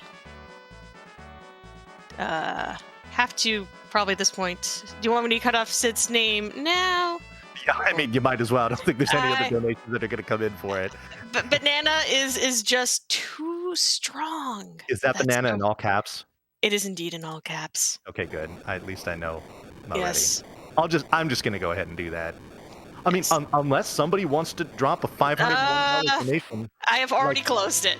I have already closed it. Kind of wanted to keep the door open to see if maybe that donation total would just go soaring up. That's okay. You know what? So there's still a decent amount of time because we got to get through this cutscene. It has been closed on the back end. All right. I know. Once I close it, I can't really reopen it. Okay. It's okay. All right. Well, then what's done is done. Here's the thing. If people want to toss their money at some other really fantastic incentives, yes, for the morning, we still need to unlock the Shrek car in Hot Wheels World Race. I would very much like to see that. I know you can do it. Other next bid war that we have going on is actually going to be for a Link to the Past randomizer to choose our song pack. Choices are Cave Story, Celeste, Katamari Damacy, or A Link Between Worlds. Link Between Worlds doesn't have any money towards it. Do you know how good the Link Between Worlds soundtrack is? It is very good. But anyway, rip Pom Pom and Pom Pom. Yes, indeed. Pom Pom have decided to turn themselves into stone.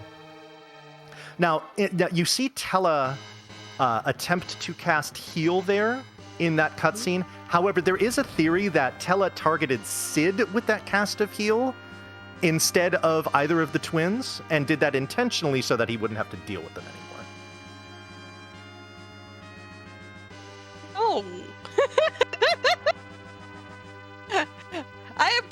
I appreciate people's fan theories, but can you submit them to me in at least like a 2,000 word fanfic? That's how I like all of my fan theories, please. With a minimum, a hard minimum of 5 illustrations. Illustrations I'm not as worried. I mean, if you want to go ahead and create a beautifully illustrated doujinshi, I would be super happy to read it.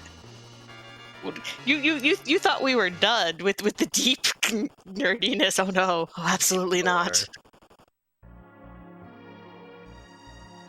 Alrighty, so now we get another face-to-face confrontation with Kain, and he says, "All right, Cecil, here's the deal. We have one crystal left to get. It's the Earth Crystal, and it's in the Magnet Cave.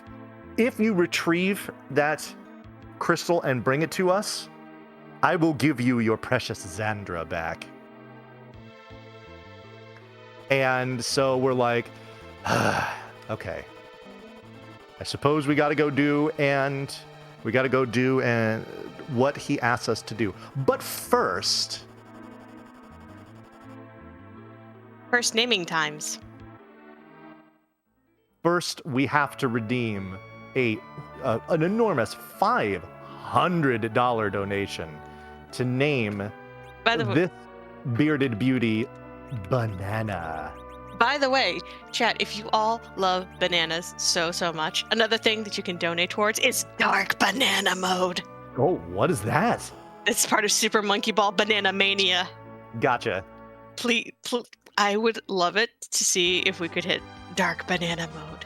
Okay. Doesn't have to be during this run, but you know. Can we get the flag landing here? Yes, got it.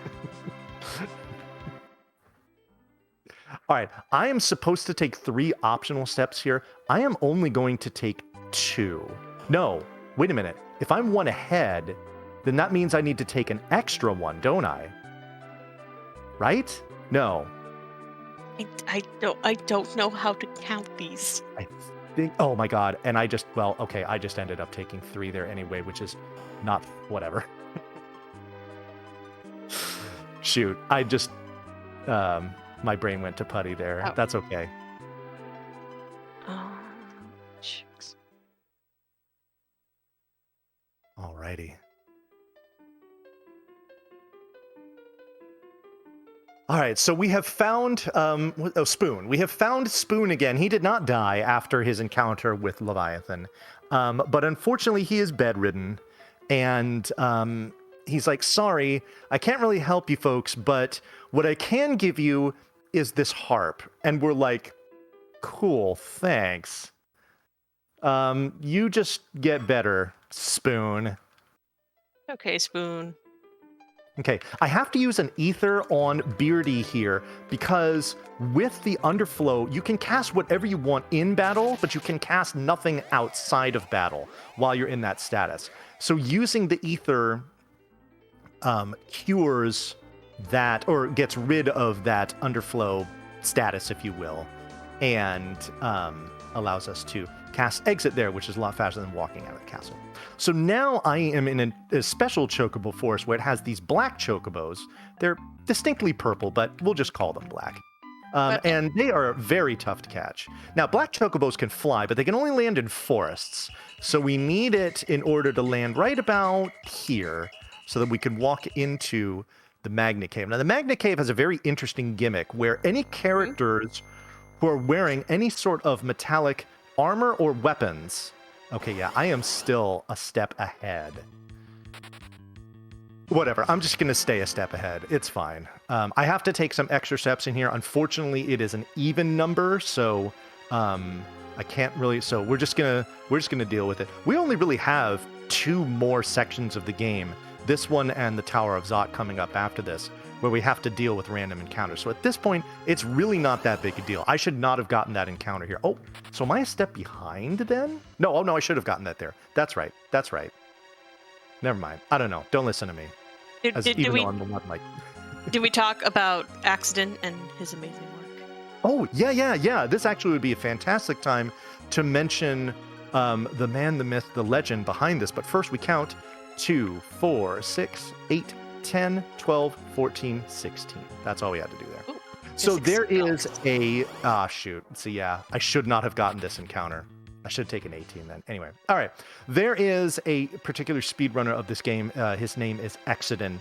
He has poured what has to be hundreds and hundreds of hours into absolutely dissecting this video game and coming up with all kinds of strats and technical data and whatnot for getting through this game as quickly as possible. So he has the undying respect of the entire Final Fantasy IV speedrunning community because his contribution to this game and its speedrun are unlike anything I have ever encountered in any other speedrun community. It is absolutely bananas. And there is a huge resource page that we all use. It's how I have my step routes. It's how I have what's called a bacon chart. I will be sure to tell you all about what that is when that comes up, among many, many other things. So yeah, big shout outs to Exodin for numerous reasons.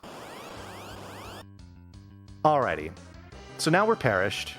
That's actually a cutscene battle where you're supposed to die. What I did was I equipped Sid, who was the only one that did not have any metallic gear, with an iron gauntlet. I got that iron gauntlet from Kain in the very beginning of the game, right before I did the misclip. I took it off of him, and I've just been holding on to it the whole time so I can slap it on Sid right at that very time to make that battle cutscene end right away. What song is it going to be? So here's where the harp that Edward gave us comes into play. What he's playing here on this harp, his one-hit wonder, is going to also be broadcast through the harp that he gave us. And as such, it is going to break that metallic field that was preventing us from doing what we were supposed to do. So now we can confront Dark Elf in a fair fight. And that's what we're about to do right now. Also, it's Melody of Flute from Final Fantasy IV. I know this one. Yes, I hope you would. All right, so he casts a bunch of level 2 spells on us. Parry with Yang here. We're going to swing with Sid, and then Sid's reward for getting us through this cave is he's going to catch a virus to the face. Bye, banana. No banana. Okay, now this week, targeted Yang, or Naruto. That is perfect. That is exactly what we wanted to see. So you notice that I am intentionally killing some of my characters, which seems like pretty bizarre behavior. The reason why we do this is because we want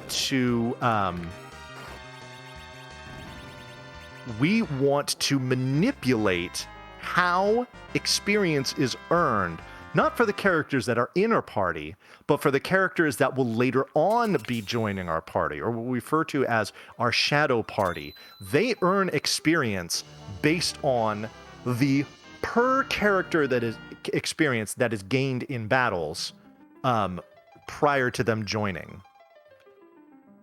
So,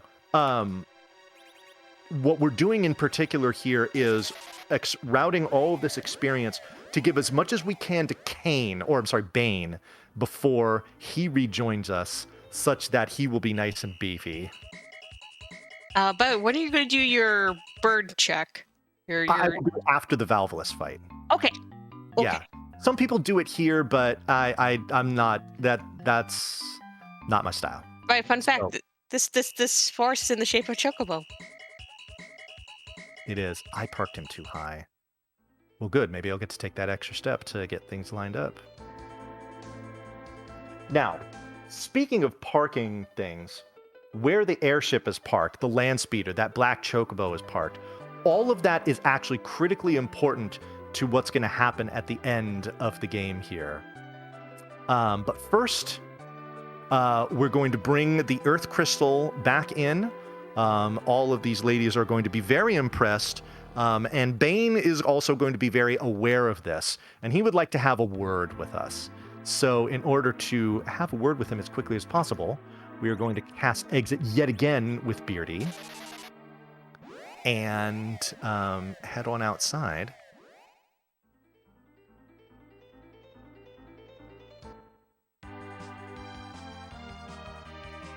And here we go. Bane will say, "Oh, you got the Earth Crystal, huh? Why don't you come on over to our evil lair?" Okay, so where do you think the Tower of Zot is? Narnia. Narnia. Okay, fair. I mean, I'm definitely in the Tower of Zot is in low orbit over the blue planet, and that's why we never see it, and that's why we go up. Look, we go up in this cutscene. Clearly, Gotcha. it's up in the sky. Yes, that's fair. I accept that. It's near Zeal. Okay. Okay.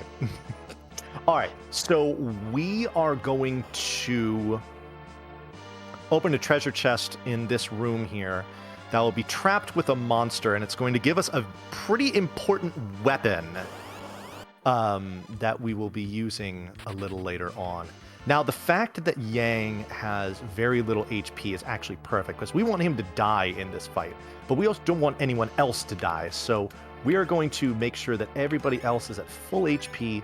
In fact, we're going to move Lisa here to the back row, and then we're going to open this up. We get to pet the flame dog. No. No? No, pet the flame dog?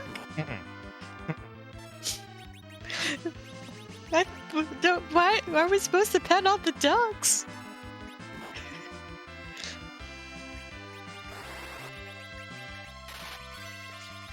Will you at least pet your dogs, Vonnie? Oh, absolutely. Okay, good. All right, so we take that fire sword, but actually, we took 2 fire swords. It may not look at right now, but I did a particular setup during that fight where when I do eventually equip it onto Cecil, there will be 2 of them that will appear out of thin air, as opposed to just the one that you see in the inventory. This is what we call a basic dupe. And the way I set that up was that I chose an empty slot in my inventory and then chose the legend sword in Lisa's right hand. And when I put another weapon back into it, there will be 2 copies of it instead of 1. Fantastic. As we're doing this last little walkthrough, Zot, mind if I read some donations? This is a perfect time for it, so please go ahead. Thank you. Shodan donated $35 for Philip Aguilar, so thank you so much. And Silvermoon 9000 is of the same mind as I am and agrees that A Link Between Worlds OST MSU needs some love for that Link to the Past randomizer run. So thank you all so much for those lovely donations. Yes, thank you very much. All right, a little more walking here. In fact, on the next screen, we'll have another boss fight. And we're going to do the same thing we did before Baigen, where we are going to underflow Tella's MP such that we can cast Meteo and make the fight end very quickly. But first, we're going to equip... if you didn't blink, you saw that when I put the fire sword onto Lisa, that there were 2 of them. I mean, I'm used to the fast FF4 menu, so I spotted it. Very good. Also, more boomerang HP. MP. Boomerang HP would be fantastic. But we can't quite do that. Oh, that would be incredible. But we'll just have to deal with just boomerang MP. Yes. All right, please don't hit Tella. Okay, good. All right, we're just going to move a little stuff around here just to make some menuing later a little easier. Can I call out an amazing pun in chat? Yes, go ahead. From Radio Hopfen, as we were discussing about the Tower of Zot, simply saying that Final Fantasy in general, very towerful. Also, yay, Meteo! Good to see so much rocks. So many rocks. Yep. Meteo just wiping out the sisters in one shot. You love to see it. And here we are. The face-to-face confrontation between Lisa Rox and Golbez, but also, very importantly, Beardy as well. Beardy is going to throw the kitchen sink at Golbez here. Virus, not a whole lot of damage. Fire 3, that's a pretty powerful spell. It's going to do what? 2 in the 240s? That is not very good. And Golbez is kind of giving him the business for it. Like, yeah, is that all you got? Okay, let's see. Lit 3? Sure. 320? Whatever. Ice 3? Okay. 224? Nothing.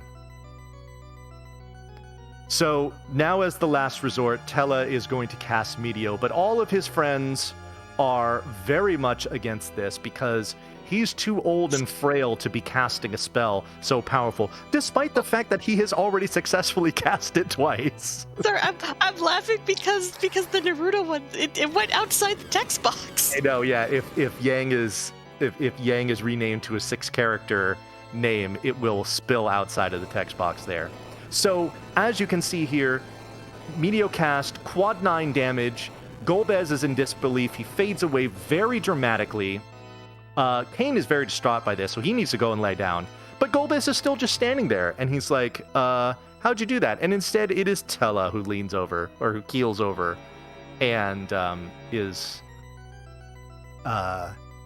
worse for the wear. But even though Golbez is going to walk away from this and give Lisa a lightning bolt to the chest for good measure, Beardy's efforts were not in vain, and the reason why is because at least the casting of Medio has broken the mind control that Golbez has over Bane. So now we're going to, well, first of all, we need to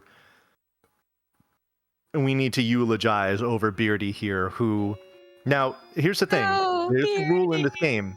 Mm-hmm. You're not actually dead until you do the double dragon death, where you flash and then disappear. Then you're like officially like dead. All right. So now we're going to be like, all right, Bane, you need to snap out of it. And he's like, whoa, what happened, man? He got hit by a rock. Yeah, a stray Medio rock slapped into his helmet. But oh no, we got to rescue Xandra. There she is. Go get her. Oh. Narrowly escaped being crushed by the orb. So now we're going to have Lisa and Xandra, and they are They're gonna get cozy. They're going to get cozy. They're going to a noodle. Yes. Oh. Final Fantasy IV says lesbian rights. Anyway, so yeah. So now we have Xandra back, and she's like, Bane, what were you doing? And he's like, yeah, I'm sorry. Can you find it in your heart to forgive me? And we're just like, yeah. And so we are going to have both Xandra and Bane join the party, which is great, because we've got a very intense battle coming up, like in just a few seconds. But first, some critical menuing. We are going to revive Banana and Naruto, but we are not going to heal them, and that is very intentional. Also, we need to equip Bane here. We're going to give him one of those fire swords that we duped, and now we can head into battle. This is where we're going to fight Valvolus. The key to this battle is Bane jumping. When Valvolus is in tornado form, only Bane's jump will break it. I'm going to concentrate on what I'm doing.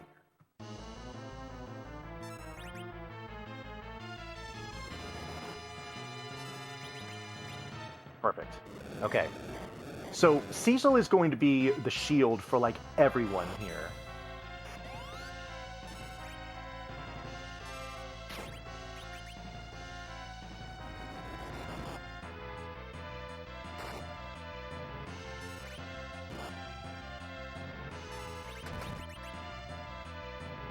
Okay, we're gonna cast slow on Valvolus twice. Oh no, oh shoot. I attacked. I meant to jump. I could throw things off a little bit here. We'll find out.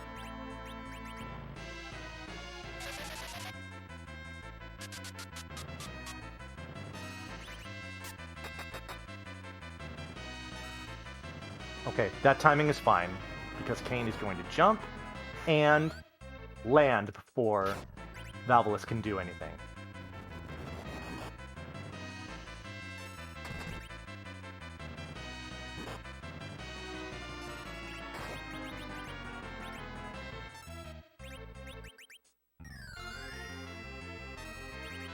Want to keep Rosa from turning to stone, just kind of as a safety thing. She can be used as a healer in this battle, but I don't think we really need it right now, so we'll just parry with her instead.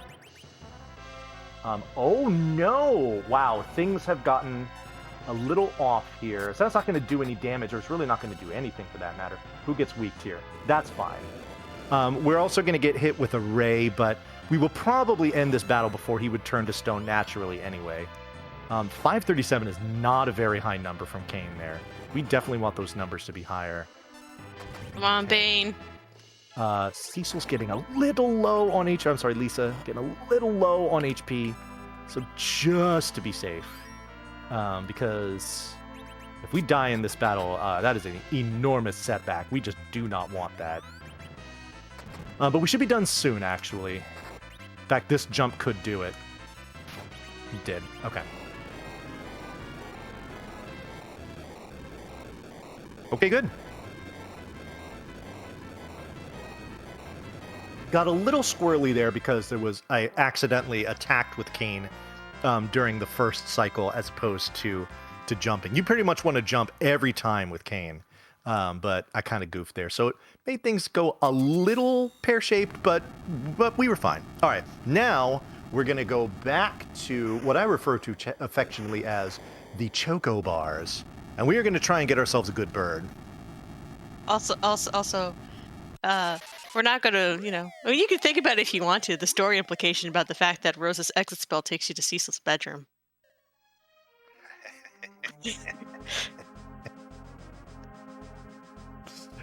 Oh boy. Or you mean Lisa Rox's bedroom. That's true. Xandra's spell takes you to Lisa's bedroom. Yes. But unfortunately, she brought everyone else with her. And doesn't really do the mood any favors, so... Yeah, I mean, Bane's busy talking about having, like, a key necklace kind of thing. Yeah. And Sid probably, Banana Banana probably took a drink from whatever, like, wine is there on the table. Anyway, we're hoping for a good burb. Yes. And the good thing is that if we don't get one, we can just sit right there at the Chocobo Forest and just churn through birds. As long as the most recent one that we have is good, and that's what's on the books, that's all that matters. That is all that matters. I want to ride my Chocobo all day. Come on, we need a good bird so we can... I was trying to think of something that rhymed with day. So we can be okay. There we go. Close enough. Okay. We're just going to get on this bird and get right off. And that bird was beautiful. No doubt about that one. Woo, good bird.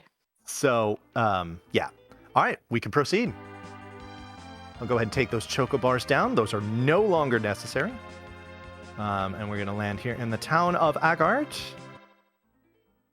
We're going to go into this well here.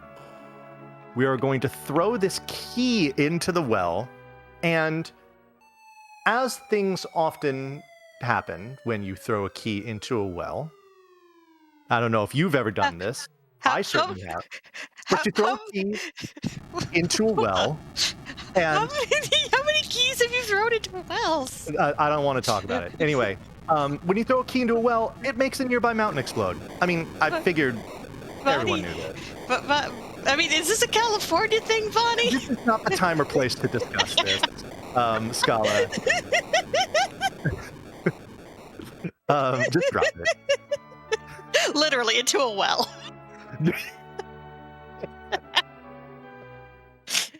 Oh, I'm wheezing. You've got me wheezing, Scala. Yes, mission accomplished. I mean, I'm super glad that we raised like so much money for the Trevor Project, but also I got you wheezing laughing, and therefore my mission is complete. We knew with the two of us here in the same voice chat, it would devolve into this eventually. It was an inevitability. Not that that's a bad thing.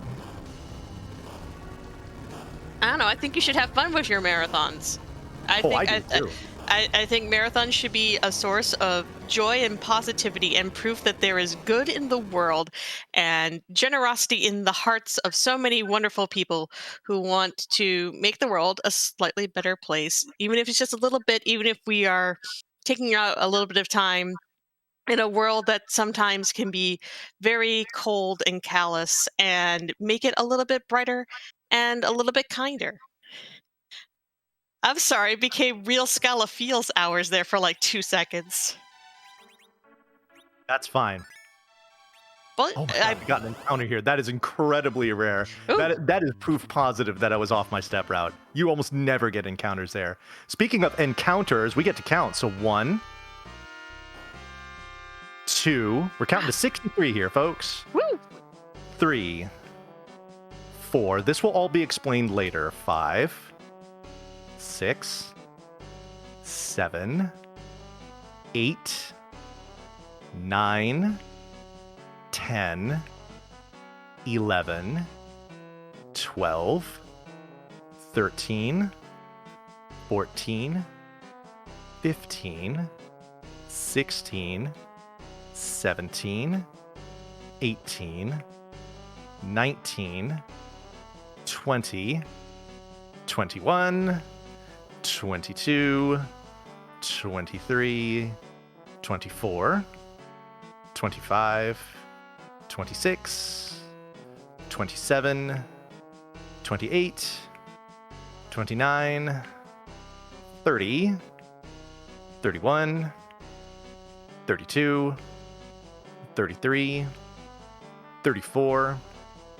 35, 36, 37, 38, 39, 40, 41, 42, 43, 44, 45, 46, 47, 48, 49, 50, 51, 52, 53, 54, 55, 56, 57, 58, 59, 60, 61, 62, and 63. All right. Now, the reason why we did all of that is one of the final things that we need to do to set up what is called the 64-door glitch. In a nutshell, what we're going to do after these 2 boss fights is we are going to take it such that the floor counter that the game has for when you move up and down quote-unquote stairs, we're going to take that value to 0, and then we are going to take it negative. The game is going to not know what to do with the value being negative, and that is going to take us into a absolutely wild glitch that will take minutes to navigate, but it is an extremely sensitive road that we will have to go through it. And there are tons of factors that will go into this. Among them, where your vehicles are parked, the in-game timer in your menu, where certain items are in your inventory, what those items are, the quantity of those items, the color of your menu screen, how much gold you have, where the chocobo leaves the screen. That's why that was important. And there's plenty of other things that I could list here, but I'm about to get into a very intense battle here that requires my concentration.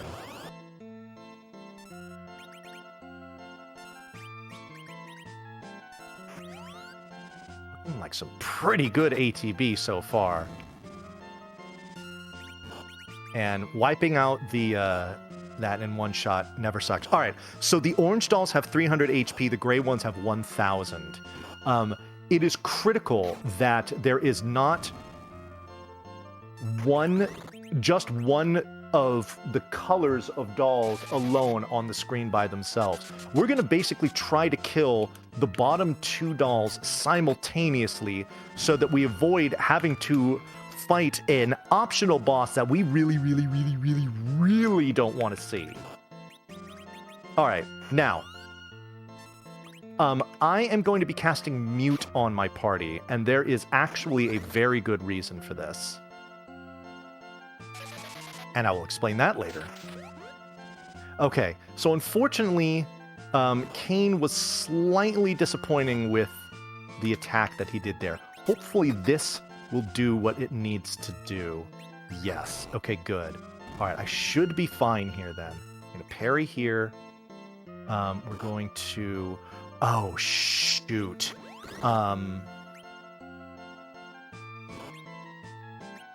Okay.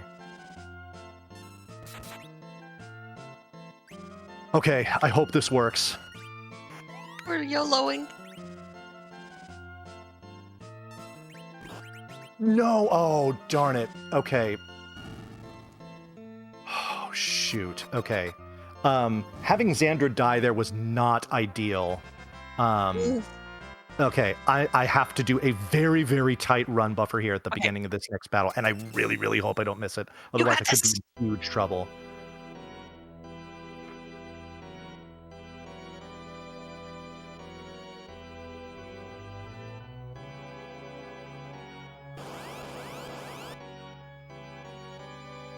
I get it? Yes! Oh, God, yes. Whew. Okay, good. Oh, that was close. Okay.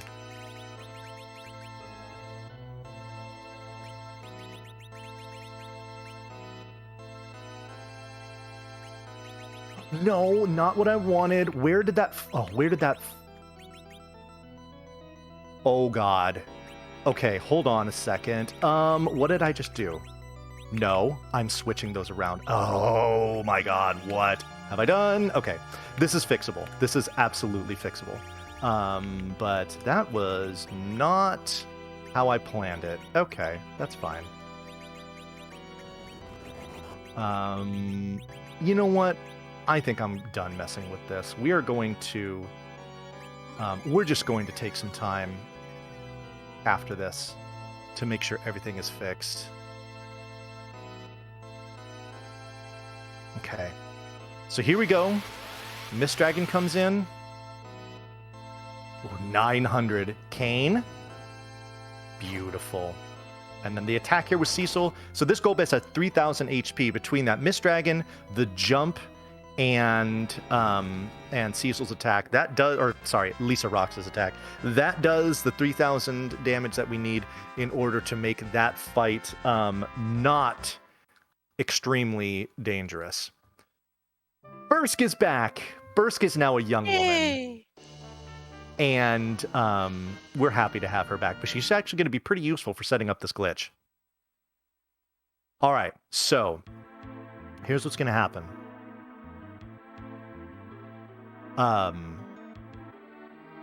The Hand of Golbez is going to steal this crystal, but we're going to do some real tricky stuff to get it right back.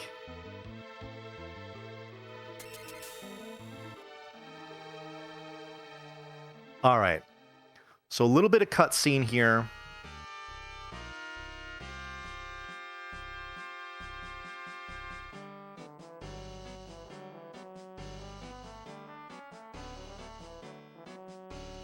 Okay.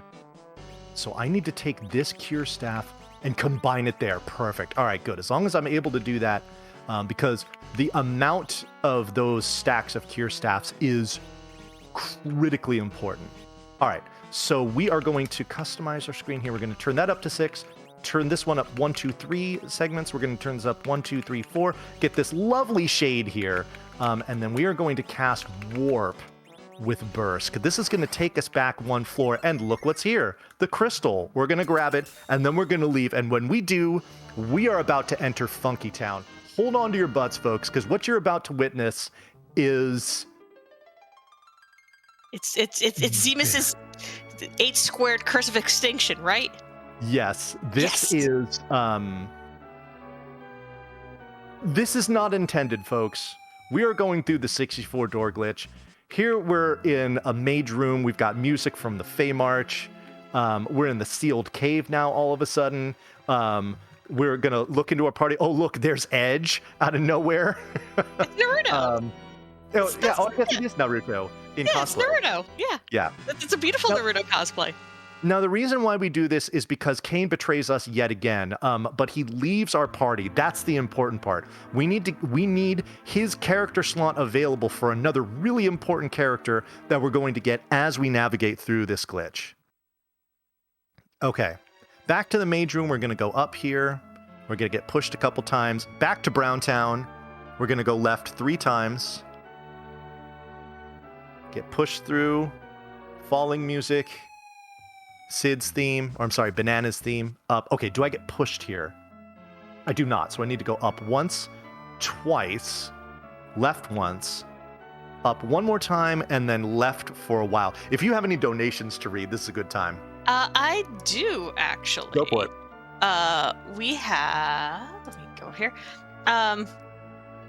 We have from Tenarg91 says, I couldn't make it to the CG7 live slide run, but hopefully everyone is having great runs and having a wonderful time. Thank you very much for the $50. We appreciate it. We sure do. We sure do. Just a reminder, the next incentive up to meet, you have all night to do this, and we have a lot of really fantastic runs overnight. After this, we have Gargoyles Quest 2. Who's doing that? Bonnie Faye, I guess? Wait, I am? I guess you are. Oh, glad you said something. Yeah. After that, we will have Axe Battler, and we'll have Barbie Shuffler, which sounds fantastic. Sure does. Xena Warrior Princess, Rain on Your Parade, Mom, and a double run of both Mom Hid My Game 1 and Mom Hid My Game 2. So Okay. there's a lot of really fun stuff. That just brings you around to 7 a.m. But trust me, there's many, many, many games. Oh, also, it's Fusoya. Yes, we have food. This is why we needed to kick Kane to the curb, was so that we could get Fusoya to join our party. Now, before we leave Fusoya's palace, this is arguably the most critical portion of getting through this glitch, and it's looking at our in-game timer. Where is it at? 154. That is bad. All right, so we're going to have to wait until 155, but that's fine because we actually have some things that we need to do in the meantime. Like we need to switch those, and we just kind of need to root around in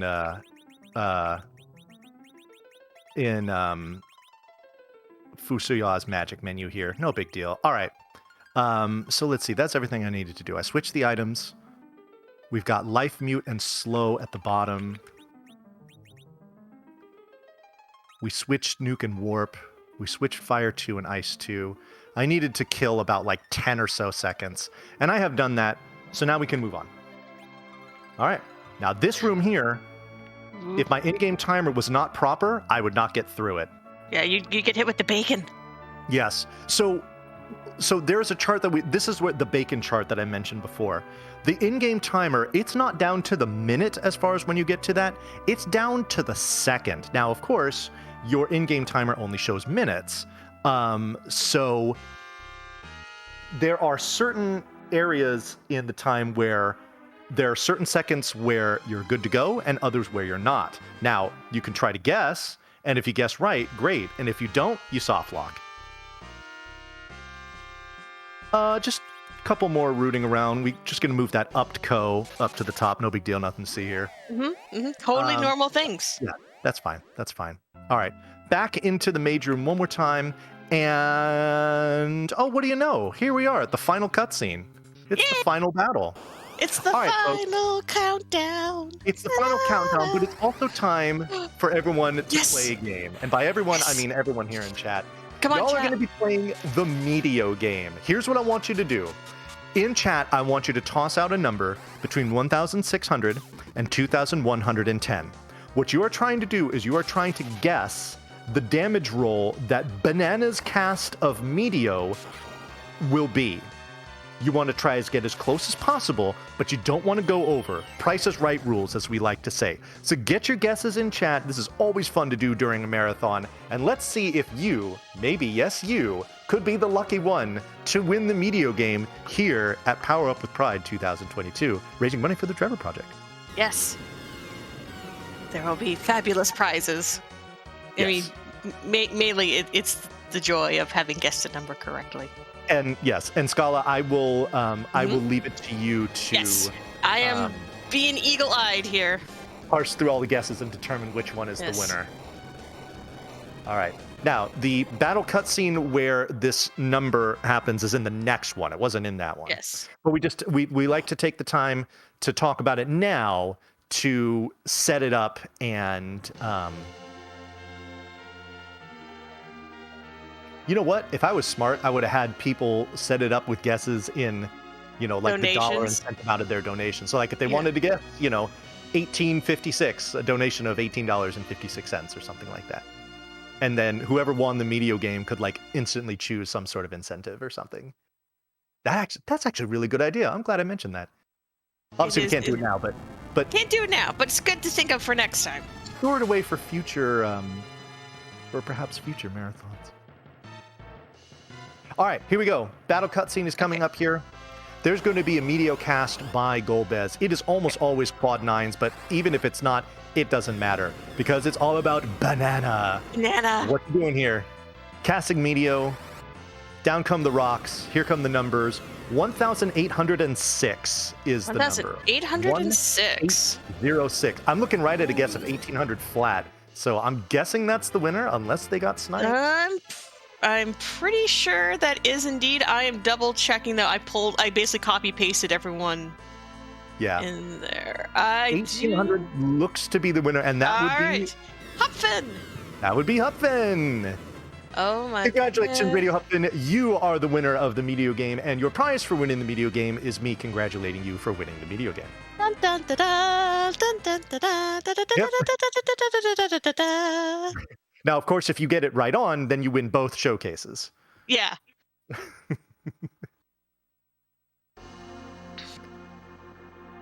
So what's happening here is that Zemus, who is actually Zeromus, its final form, has cast a Medio of his own and has wiped out everyone, and things are looking super grim. But fortunately, we have the power of friendship. You see, we've got Naruto, and we've got Spoon, and we've got Pom Pom, and we've got Pom Pom, and we've got Banana. And they are all going to lend their prayers and their energy and their spirit to these valiant warriors here. And they are going to give us the fighting strength to confront Zeromus once and for all and destroy his evil rule. Now, of course, this is going to be a very dramatic and hard-fought battle, right? Right. Oh, chat, we need you all. Can you all give us some bless emotes in chat? We also need your power too. Yes, please. We must receive your vitality. Bless this run. Now, one thing I am going to point out is if you kind of look at the HP totals of pretty much everyone there, even including Fusoya, you'll notice they're fairly low. So we're kind of under-leveled for this fight here. So you might be wondering... Oh, we're gonna do food friend strats, right? We're going to do what? I'm making more free enterprise jokes. It's a whole thing. We're just Fu and his friends beat Zeromus. It's fine. Don't worry about it. I mean, this is kind of the vanilla equivalent. Yep. And Ian is right. The only HP that matters is that last one. Fu with the self-bless. Yes. Bless him, Moon. I mean, we told you, hey, sometimes you got to be strong. You got to believe in yourself, and sometimes, you know, if the blessings come from within, then hey. There you go. All right, so he's going to do a little shimmy shake. We're going to stop running here. And we're going to use this Upco ability that we got. Yeah. And we're just going to see what happens here. It's going to be a reaction. Fusoya is going to explode, and that's time. Yay! We did it! I love Cecil cheering. Yay, we did it! Yeah. So, yes. Well, I tell you what. We have completed a run of Final Fantasy IV, the any percent no credits warp category, and in the process, we raised roughly $1,400 for the Trevor Project along the way. Fusoya, your thoughts? Well done. Done.